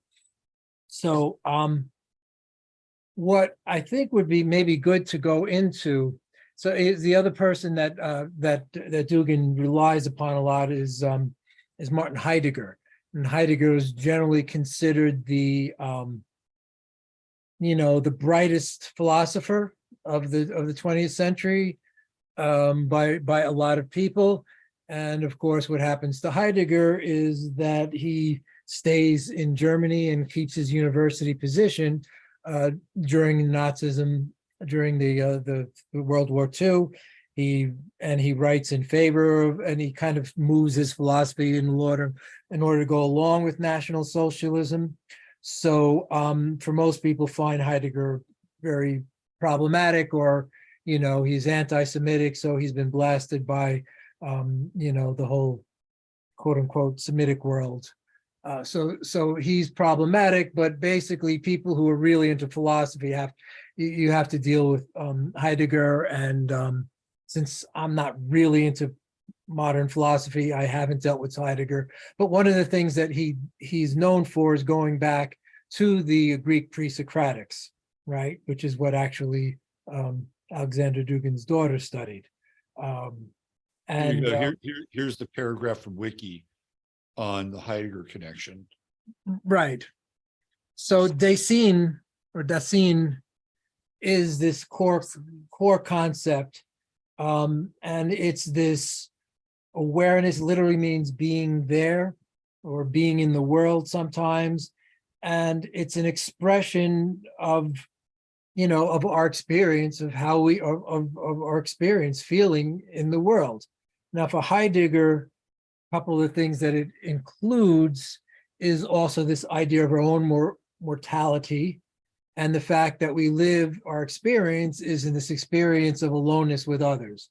So that's Heidegger's aspect of it. What Dugin does, again, with moving into this Eurasian thing, that the Eurasian thing that he's established as the fourth political theory, is that it's not, he establishes not as individual, but in terms of what he calls peoplehood. So peoples are very important for Dugin. Cultural The folk. the volk. The Yes. volk. Yes. Yes, so the volk, so the cultural, so that's the identity, that's the individualism. The individual is within a cultural identity. So This sentence summarizes it. Values of democracy, human rights, and individualism are considered by him not to be universal, but uniquely Western. right. So the Western globalist liberalism is imposing their worldview on everyone, saying this is the worldview. And if you remember Francis Fukuyama with his famous book, The End of History, stating that it's all over, the liberalism has won, there is no other worldview left, right? And then that translates into the later PNAC people and then the neocons. Absolutely. saying, and then now we have the right to impose, we were conquering Iraq in the name of democracy and all this shit. Right. So this is what Dugin rails against, that hegemony on their peoples imposed by this globalist liberalism. I don't think he's wrong. No, his we don't critique, either. his No. critique is right on. No, and if you really take the time to, unpack what he's saying, but he speaks in packed thought forms. So you have to unpack when he makes a statement. And we really took a lot of time to try to understand what he meant by the individual. It's very different from what we were raised to understand in America as rugged individualism. He sees the individual as part of the whole. Yes, you're an individual, and yes, you're a part of a family of peoples. And it's not just people, but it's peoples, which has a different intonation. I mean, it's so trippy, right? Because that's Yes, what trippy. social/communism also believes in, right? You aren't an Yes. individual. Yes. You're a part of this But thing. he's Yes. not saying you're not an individual. He's saying, yes, you are. It seems to me like he's putting the two together and saying it's greater than the sum of its parts.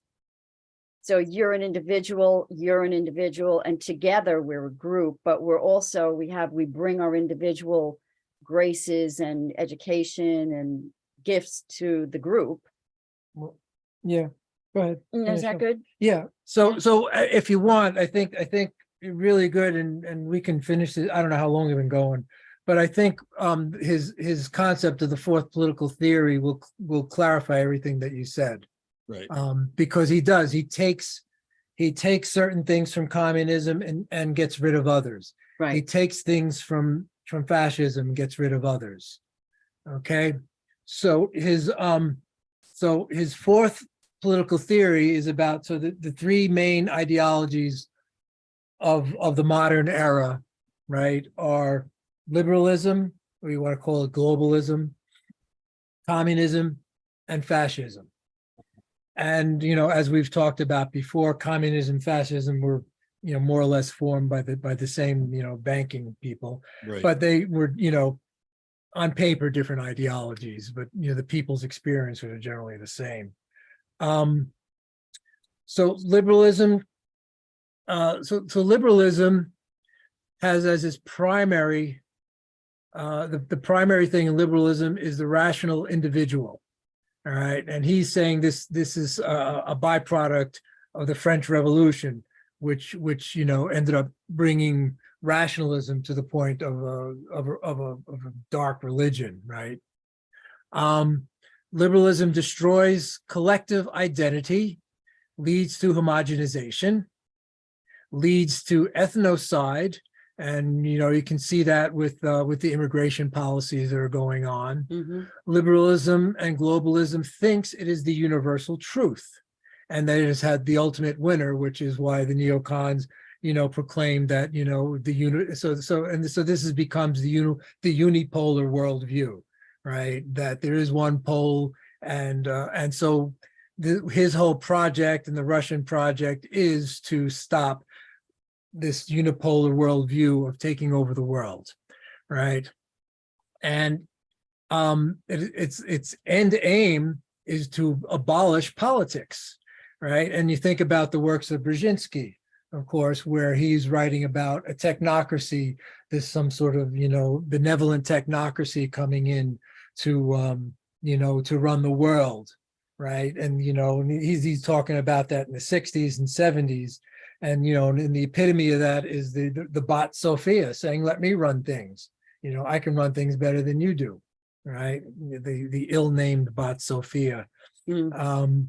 No mistake. Not even, it's beyond hypocritical. So anyway, so that's his problem with liberalism, that it's trying to take over the world. It's unipolar, and it leads to transhumanism. That their individualism ends up becoming so more abstract that it abstracts itself into technocracy, and it abstracts itself into its end point, its teleos, is the end of man, And the end of the exactly. human being, exactly because now you're a cyborg. right. So it's really not transhumanism, but posthumanism. All right. So the second of these, communism. So whereas the individual is primary for liberalism, the class is primary for communism. He critiques its materialism, that there is modernism. He critiques the fact that it's atheist. All right. So those things he wants to jettison. He likes the aspects of social justice and holism. And I don't know what he means by holism, but that's so he's taking certain aspects, especially the fact that you could have a certain social justice within communism. The third of the political theories is fascism, and fascism, the state is primary, right? And it's very racist, but it has this emphasis on folk tradition, and that it rejects pure individualism for individual within the collective. Okay. So he created the Eurasian Party. His idea for the fourth political theory is called Eurasianism or Neo-Eurasianism. He considers Russia a unique civilization and an ethnocultural identity. So it's not European or Asian, and he feels that it has a destiny to emancipate the world from the globalists. As the USSR, the Soviet Union, collapses, he criticized the Soviet Union, and as we know, he was arrested for critiquing communism, but he criticized it for its lacking a certain nationalism, and because it was the state, not the Russian peoples, and the fact that it lacked any spiritual element, which, give the Orthodox Church credit. It maintained itself through 70 years through generations really of communism, and came back pretty strongly in these days. And well, Putin has really Right. had a hand in that. Right. So what it advocates is a constellation of autonomous living areas, right? So that are semi-permeable, not nation states, but a coalition of self-governing federations, and not governed by a universal value system imposed from without, but by cultural, ethnic, traditional values against, the homogenization that's being trying to dumped on them. So we were looking at it more like this in the United States. It would be the states within Right. the federal system. But the states have autonomy and have their own constitutions and laws and bylaws and have it. So very much like that. Right. And the other way he looks at it is this Thalassiaism versus Telluricism. All right. So Thalassia is the sea power, and the Telluric ones are the land powers. Now, obviously, Russia and Asia is the land power par excellence, right? Was it got 11 time zones or something? Whereas U.S. Britain is the sea power. And he says you could even see this as, you can see the United States sort of a microcosm of this, whereas the liberalism is on the coasts where water is dominant, and the conservatism is in the flyover states in the middle, and where you are in Texas, where you were recently in Texas, and the flyover states, the middle of the states, which are the bastions of conservatism right now. So he says you can even see that, within the United States. So Makes sense. so does all that kind of make sense? So that's his, Yeah. really, that's how his take plays out. Yeah, he talks about, or at least in Wikipedia, this concept or theory of Dasein. Is that how you say it? Dasein? That's Yeah. how I said Dasein. Dasein, maybe Dasein. It's a German word for existence, fundamental concept, the existential philosophy of Martin Heidegger. He uses it to refer to the experience of being that is peculiar to human beings. Thus, it is a form of being that is aware of and must confront such issues as, and I think it goes on to describe what those issues are. So it's like Right. you're aware of your own awareness. Right. Right. And so Dugin says Dasein, yes, but within the concept, within a peoplehood. So there's like no, so like for him, a human being is an abstraction, right? But a Russian is a Russian. So, because a Russian is somebody who stands within the Russian culture, the Russian tradition, maybe the Russian church now, or whatever, or a Uyghur, or a Tibetan. Even though they've lost their land, there's still a certain aspect of being Tibetan. And we, growing up in New York City as a second generation from immigrants, you identified with being Italian Americans as opposed to Irish Americans and the German Americans in my neighborhood, which is not, the most diverse of all neighborhoods, but that's what it was.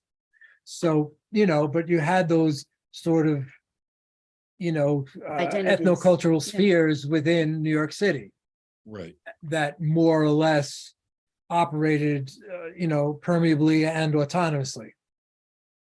So this Right. is the kind of thing that I think he is calling for in his Eurasianism. So, and the critique of that is, well, yes, that sounds really nice, but you really want it all under the Russian Federation, right? It all operates within this greater Russia, which is why there's now this part of the reason why there's this conflict in Ukraine. Trying to reclaim, for Dugin is all about reclaiming The Russian. the original Russian Ethnic. boundaries. I wonder how Dugin feels about things like Russia kind of being in lockstep with the WEF, creating its own vaccine, which I get, right? We're going to create our own vaccine. They had lockdowns in Russia. Yeah. Oh, they had, he actually critiqued, and he gets supposedly in trouble with Putin for critiquing the globalist and liberal aspects of Putin's policy. That's why he wrote a book called Putin versus Putin, right? So there's things he loves about Putin, and then there are these globalist things that he does not like about Putin. Interesting. Right. So, Right. but he must be all for this formation of the BRIC system. Yeah. He must be all As for long this. as the individuals inside of the BRIC system adhere to a system similar to the one he's promoting, right? Right. So this sort of semi-autonomous. Well, good luck with Brazil now. Oh, Yeah. God.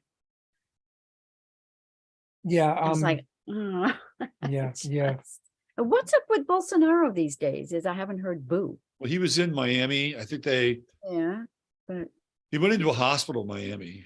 Which is right. never And a then he good came back sign. out, but I haven't really And I heard think that there were anything people that were more. trying to get him shipped back to Brazil, Right, and then that didn't happen, but it's extradited. been Yeah. So I don't know. quiet. It's been quiet. I'd love to have him on the show. If anybody knows Bolsonaro, Maybe. Call him up and ask him. He'd be a great guest. give him my email address. You should get Dugin on the Does he show. speak might come on the English? show. Bolsonaro. I'll get Laura to interpret. You don't know Yeah. Laura, do you? No, I don't. Oh, you would love Laura. Is she Wow. Brazilian? We'll get Alexandra Bruce. Yeah, she came to the event. She's amazing. Oh, Alexander Bruce. Yeah. Yeah, we know Alexandra Bruce. She lived a long time in Brazil. Oh, boy, Laura's great. She had great stories. She was a model. She told stories at the event about her and Giselle Bundchen, That's know who Tom that Brady's Tom wife. Brady's wife. Wife. Okay. They're both models together. in New Tom York. Brady's a Oh. quarterback. Oh, he's quarterback. Okay. He's a quarterback. Some people You know think that guy, Tom Brady. Everybody talks I about. don't. he's the know those people. biggest cheater in Did not NFL put him history. on- No, I don't. The guy that just retired.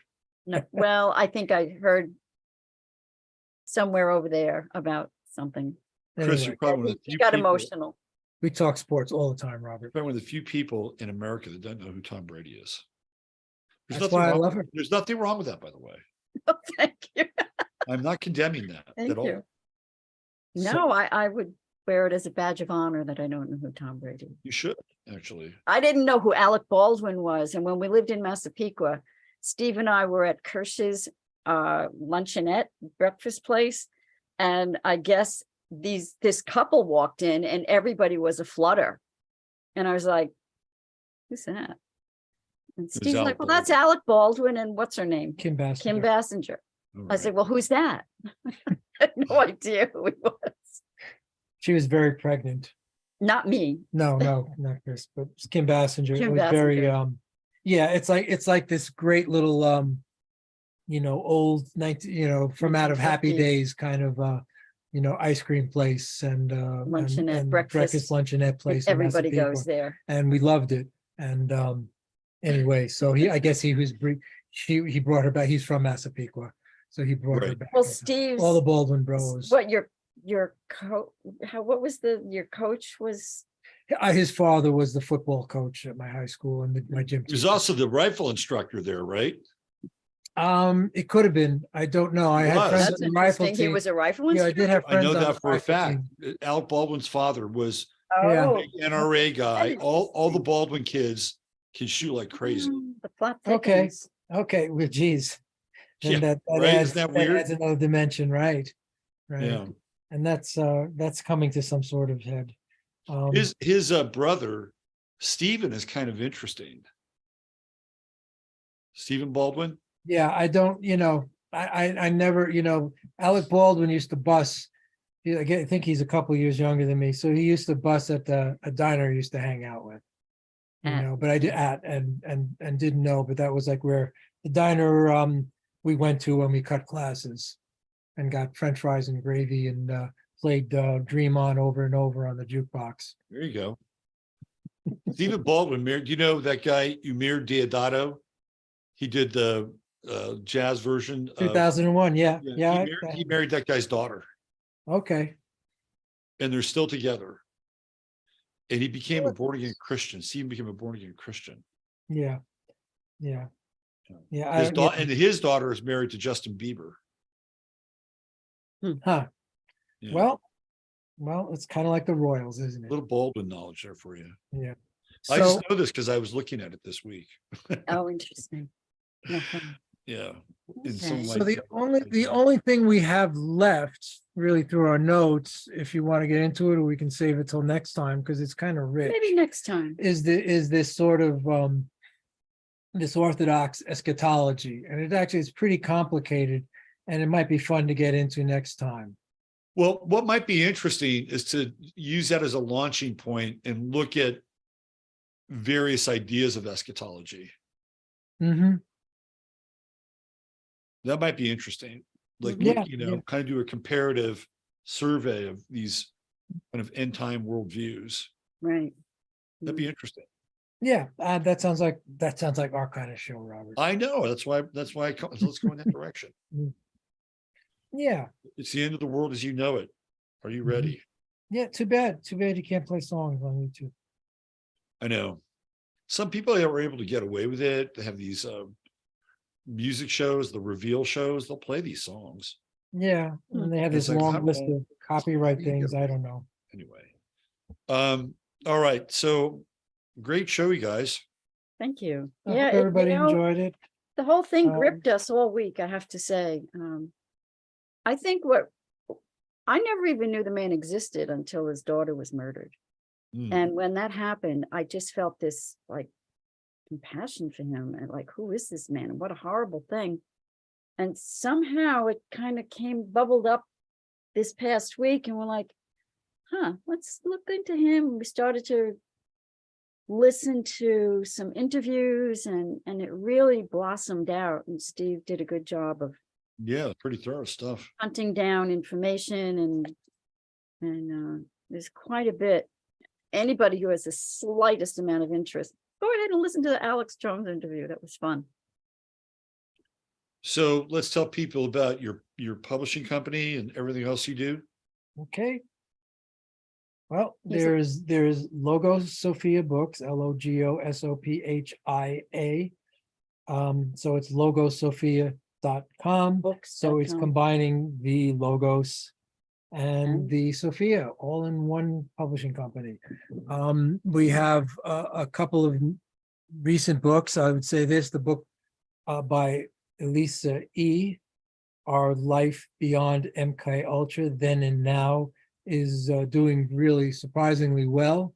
And it's internationally, I've never had to do so many international shipping. And luckily we use an on-demand printer that has offices in London and Australia. And apparently they're opening up some new ones in Europe, and in the Far East. So that I can bet you send books I bet you somebody's going to negotiate the rights with you. on that book. Well, What do you mean? I can send the books everywhere. As far as, as far as I give foreign rights, to my authors, if somebody wanting to negotiate the foreign rights, Right. That's what I'm sensing, like reprint. So anyway, but it's doing, especially in New Zealand and Australia area, it seems to be doing well, a lot in Great Britain, and then scattered stuff in and around numerous countries in Europe, a lot in Canada. Yeah. That's Thailand. done really, so that's done, better than I expected it to, as far as I know, and that's good for Lisa, it's good for us. Jean Hardigan too, her book is, That did well. So we may have actually broke even. so Jean's case is still open with the city of Baltimore. So that still has a life in the news. Yeah. So in our last newsletter, we put out, she had said, oh yeah, her group who was fighting this abuse from the Catholic Church in the schools, they were just voted like, what do they call them? Like the People of the year or something like group that. of the year, people From of the Maryland, year. the Marylanders of the year. Yeah, so that is a big deal, that they were honored for the work that they're doing in trying to bring out the truth about the abuse in the schools by the, the sexual abuse and trafficking Yeah. of these young teenagers. So that's a good thing. Yeah. So, I want to get a lot of nice response that we're doing that. And Miriam Henning So, all is, right. So is the going to next send book us her coming, manuscript soon. right. So Miriam Name's movie on George Floyd is out.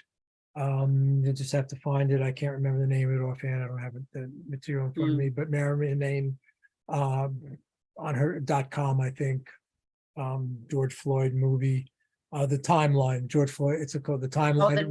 She really real delineates, she really delineates, takes the time, puts together all the clips that aren't It's available, gritty. and shows the whole timeline of what happened that It's day. very granular. She gets Okay. down to the minutia in these videos. So that's coming out in the spring. Really good. I haven't seen the Her book yet. book on your press is coming out in the spring. In the spring. It's The not out movie is yet. out now. Movie's Then we were going to publish two. Sorry, what? I was just going to say, she's about to send us her manuscript. We haven't even seen the manuscript You yet. got to get her. You got to figure out a way to get her on Jason Whitlock's show. Oh, really? Okay, well, I'll tell her about it. If Jason, is there anyway? If you know a contact for Jason, Well, I know Shamika. Why Michelle him in about that. particular? Because is he interested in that? Well, he's case? talked about George Floyd ad infinitum. Oh, okay. do you have any connection with him or contact? Well, I just know Shamika, who's on his show a little bit.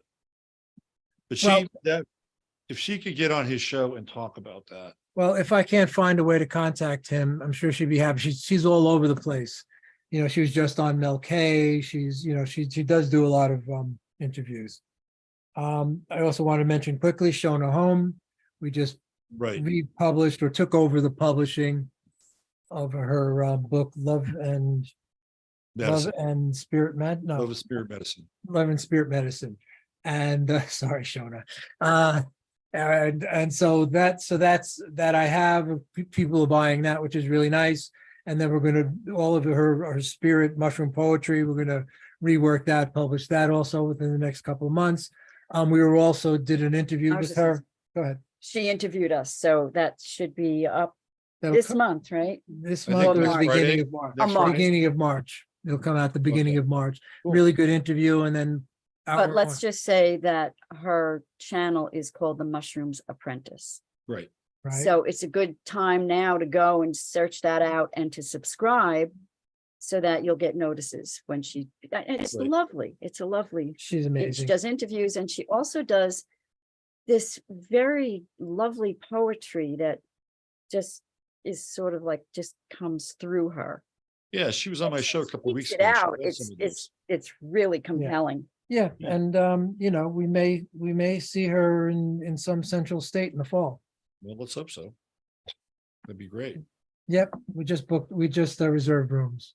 Good for you. All right. What Steve and Krys are referring to is the event that we do in Texas. This will be the 5th year. Can't believe Wow. it. And we have we're going to call it fortune of having our event fall on the annular eclipse Mhm. going right through Kerrville, Texas.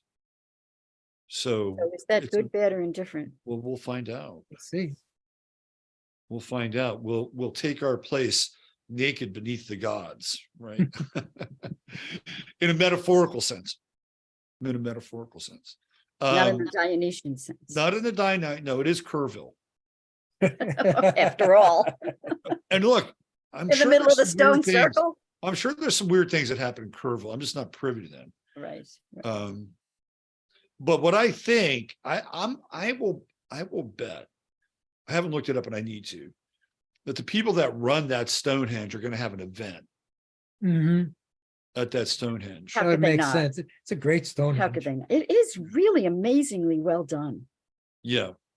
So maybe we could just piggyback on one of their official events or something. Yeah, I'm sure you could find out. Yeah, or you can. I hope it would be good though. The worst part about it is to do that and have it be lame. Or you can or you can organize one for them. I don't think we could go guerrilla this time because it's too, Right, but you can go it's too, official. it's too like in the moment, you know, it's too like happening. You just can't, hey, let's go show up at the Stonehenge and do a little ritual. Oh, That look at was all so those good. people. They had the same That was idea, so well done. Yeah, right? well, yeah, well, it's, you know, I guess it could be possible to suggest one and say you can organize one for them. Well, I'll see. I bet these guys have got something planned. Yeah, they're probably very, They don't, they're Insular. missing a huge opportunity, right? Yeah, it'll be like, you know, they're not going to want to share it. the scene in Spinal Tap where the dwarves are dancing around. You know, it's one of the Spinal Tap is one of those movies where I have to like compartmentalize about 5% of Rob Reiner's life. Hmm. The other 95% just go away. But Spinal Tap, you did that. Yep. And thank you for doing it because it's funny as hell. Yeah, and there are a couple of good elements of that Afterlife movie. Defending Your Life, there are a couple of good moments in that one. Hmm. Did he direct that? Yes. And Albert Brooks Did he- just or starred did in he it? start- or did he just start? Wait, I think that's an Albert Brooks movie. okay, Albert Brooks, thank you. But he started it then with No, it was Albert Brooks. Here, let's look at it. I think Albert Brooks starred in it. And I think he wrote it. I don't know if he directed Okay, it. I'm confusing the two. My apologies. Now, Steve, you're treading into uncomfortable territory there. Uh-huh. And Right, I just right, stay right, out back- altogether. Well, it gets back to but it's the true story of reincarnation. Albert Right, Brooks, right. writer, director. Even Okay. the people on Okay, the little sorry, bus going Yeah, to the other realm. Yeah, Rob Reiner, of course, has just gone over the hills and far away. He's Do just- you know that Albert Brooks's real last name is Einstein? That's funny. Who's Albert Brooks? Well, he starred in Chris, that are you movie. living in a monastery? Is it you and Merton? No, I just have no interest in no, that she world. does not retain movies. Oh, no. She I can't retains remember lots of other movies. things. She can give you the botanical Latin of every leaf in the garden. Oh, I'm sure But- Thomas Merton could too. But but as far as movies goes, For we some can reason- watch it a week later, and maybe like by the end she'll say, "Did we watch this?" So you could watch it again and see like for the It first time. Exactly. It's like It's a new movie. it's an It's great. evaporative process. It That's just. pretty. That's a pretty good dissipates. gift. It's a superpower. It's a new movie each time. But I have a question before we wrap up.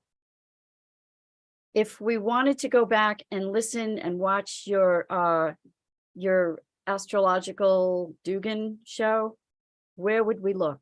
This channel. Yeah, but have to go- when would we look? You could just search Robert Phoenix and Alexander Dugin. Yeah. Here, Sure. I'll That- tell you. I'll tell you exactly. Okay, good. That's what I wanted. I'll tell you exactly. For you, Chris. Thank you. Anybody else, I'd go use Google. No, I'm just kidding. No, I don't even say that word. I just say do a search. Don't use that word. All right. So I'll throw the link up here. Hold on. Because they have search function inside of a channel. And so I'll just type in Dugin. It should come up. I'll write it down.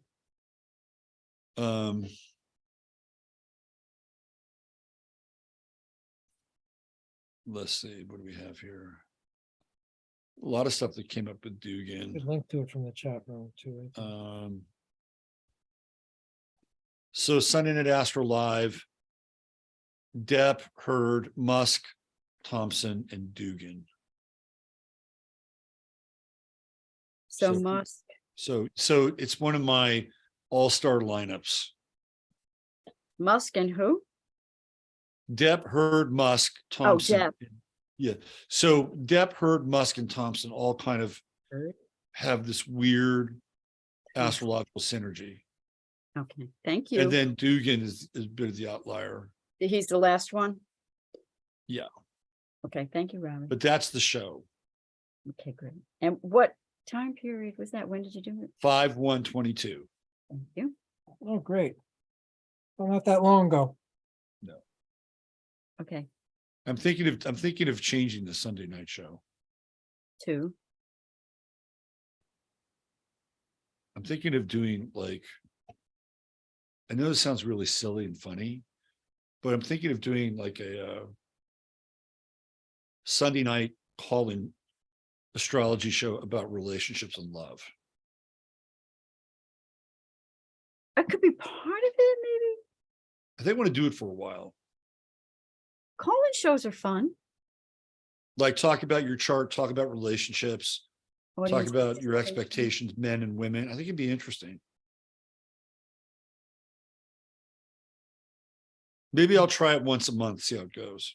Okay, Tom just put it up in the chat. I Oh. can link to it. Thank you, Tom. Tom is amazing. Tom is great. He's great. Yeah. And really, all the mods are great, and people in chat, I just love playing with them. They're a lot of fun, Isn't it a great group? so. Yeah, we always laugh when we go back, and we love to go back and then just, see what was going on in the chat and nobody's talking anything about the topic. They're like, hey, what, are you doing any canning? What's in your garden? What So show? it's a really interesting group because there's a high degree of irreverence, Yes. and these people are super smart Mm-hmm. and they're very eclectic, right? So it's it's a very interesting group. Yes. And I would say that my experience is that they're not leaders, but they're not followers either. Hmm. Right. It's very interesting that maybe it gets close to this kind of Dugin-esque world of the individual. I don't know. But it's a very interesting group. I'm always surprised. It's almost like, generating our own shared culture. Right. Yeah.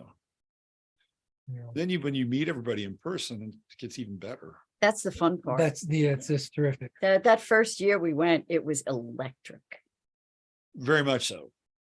It So was electric just that there was a thunderstorm That's right. That's playing right. when Stephen In the middle of Kent, a drought. Stephen Kent And he we got the were in rain.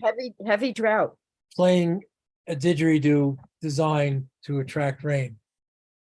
He said it never happened before either. Really, Or- that was yeah. the first one. Did it? Yeah, but he was told that that's what it was for. I lost my ass in that event, but I would do it all over Ah, the same way. well, that was the first one. And you guys were So- there the second year. I thought the second year was great though. We thoroughly enjoyed each one. Second year The was first great. one just was special because it was the first one. It's like winning your first World Series. Right. It's just Yeah. it's special, I would agree with that. you know. And there were So- so many big personalities that year. Mhm. Really big unexpected one. personalities. Yeah, it was cool. Interesting with the big personalities. We had, for Christmas, we had some people over, all big personalities. The house was just like, it was curious. It wasn't like the interactions of the people were explosive, but the house itself was explosive. So, Steve put something in the oven and it all boiled over in the oven and all the smoke was pouring out of Smoke the oven. alarms are going Then I on. put something in the oven downstairs in the little apartment, and wouldn't you know, there was a dead mouse in that oven, and that started to smoke all of it. It was like, and there was some third thing that Oh happened. yeah, I don't were know. you pulling something out of the toaster oven and the Oh, juice yeah. spilled all over And the I floor? burned my hand. It was just like so crazy, but I think it was the big personality energy was just like making everything go Yeah, no mousy sideways. types were allowed there, right? No, I don't think there were any mousy types there. It was just all these. Burn the mouse. It was fun. It was crazy All right, so in a good way. I think we're done talking about Logo Sophia. Thanks, Talking anybody. about ourselves. A number of people picked up Shona's book from the chat room. Thank you very much. I encourage everybody to buy a book from Logo Sophia because that's how we keep going, other than the occasional spittle from the government. And for I Social wouldn't mind Security. if you went to Fine Art America and got Chris's Fine something, Art and my page. Etsy page, Philosophy Farm. Chris would love for you to buy a mug with part of our art on And it. thank you to Donna Dickerson, who bought something from my Etsy page over the Christmas holidays. So, Yeah. So I think that's it for Yeah. for us. All right, we'll see you next month to welcome the eschaton. Yep. Have fun in Vegas, Robert. I will. I plan on winning. probably by not gambling. Yeah. No, it's a full moon in Leo, man. I don't know. Sometimes you got to let it roll a little bit. And that's maybe my- Really? Well, that's why my moon Let is in your hair Leo. down. My moon is in Leo. Maybe I should go sing or I'll something. place a bet for you, Steve. Thank you. I'll get you on the phone. I'll bring you into the moment. Mhm. Okay. This is your All moment. right. Stay on 18. Stay on 18. Stay Wise on words. All right, kids. Thanks for being here. Okay. All right. Thanks, Bye-bye. everybody. Thanks. Take good See you in care. Texas. Okay. So long. All right. That was the Crimis. That was fun. Another great show. Oh, they're still on here. Oh, Oops, let's see. sorry. Uh-huh. That was great. You That was can't get great. rid of us. Told you like a bad penny. Another great show, the Crimis, and always a pleasure to have them here. And check their published works, Steve's and others, out at logosophiabooks.com. I'll be back on Sunday night with Sunday Night Astro Live. Sorry, I couldn't do the Astro weather today. I was a little up against the clock time-wise. I actually had a person that I had a reading with this morning, weird time change, for me at least, 2 hours difference, had to factor that in. Anyway, thanks for being here. Mods, thank you for your work and all you do, really appreciate it. And use your head in order to discern what's real, your heart to discern what's possible. Chataria, big love, thanks for being here. Hit like,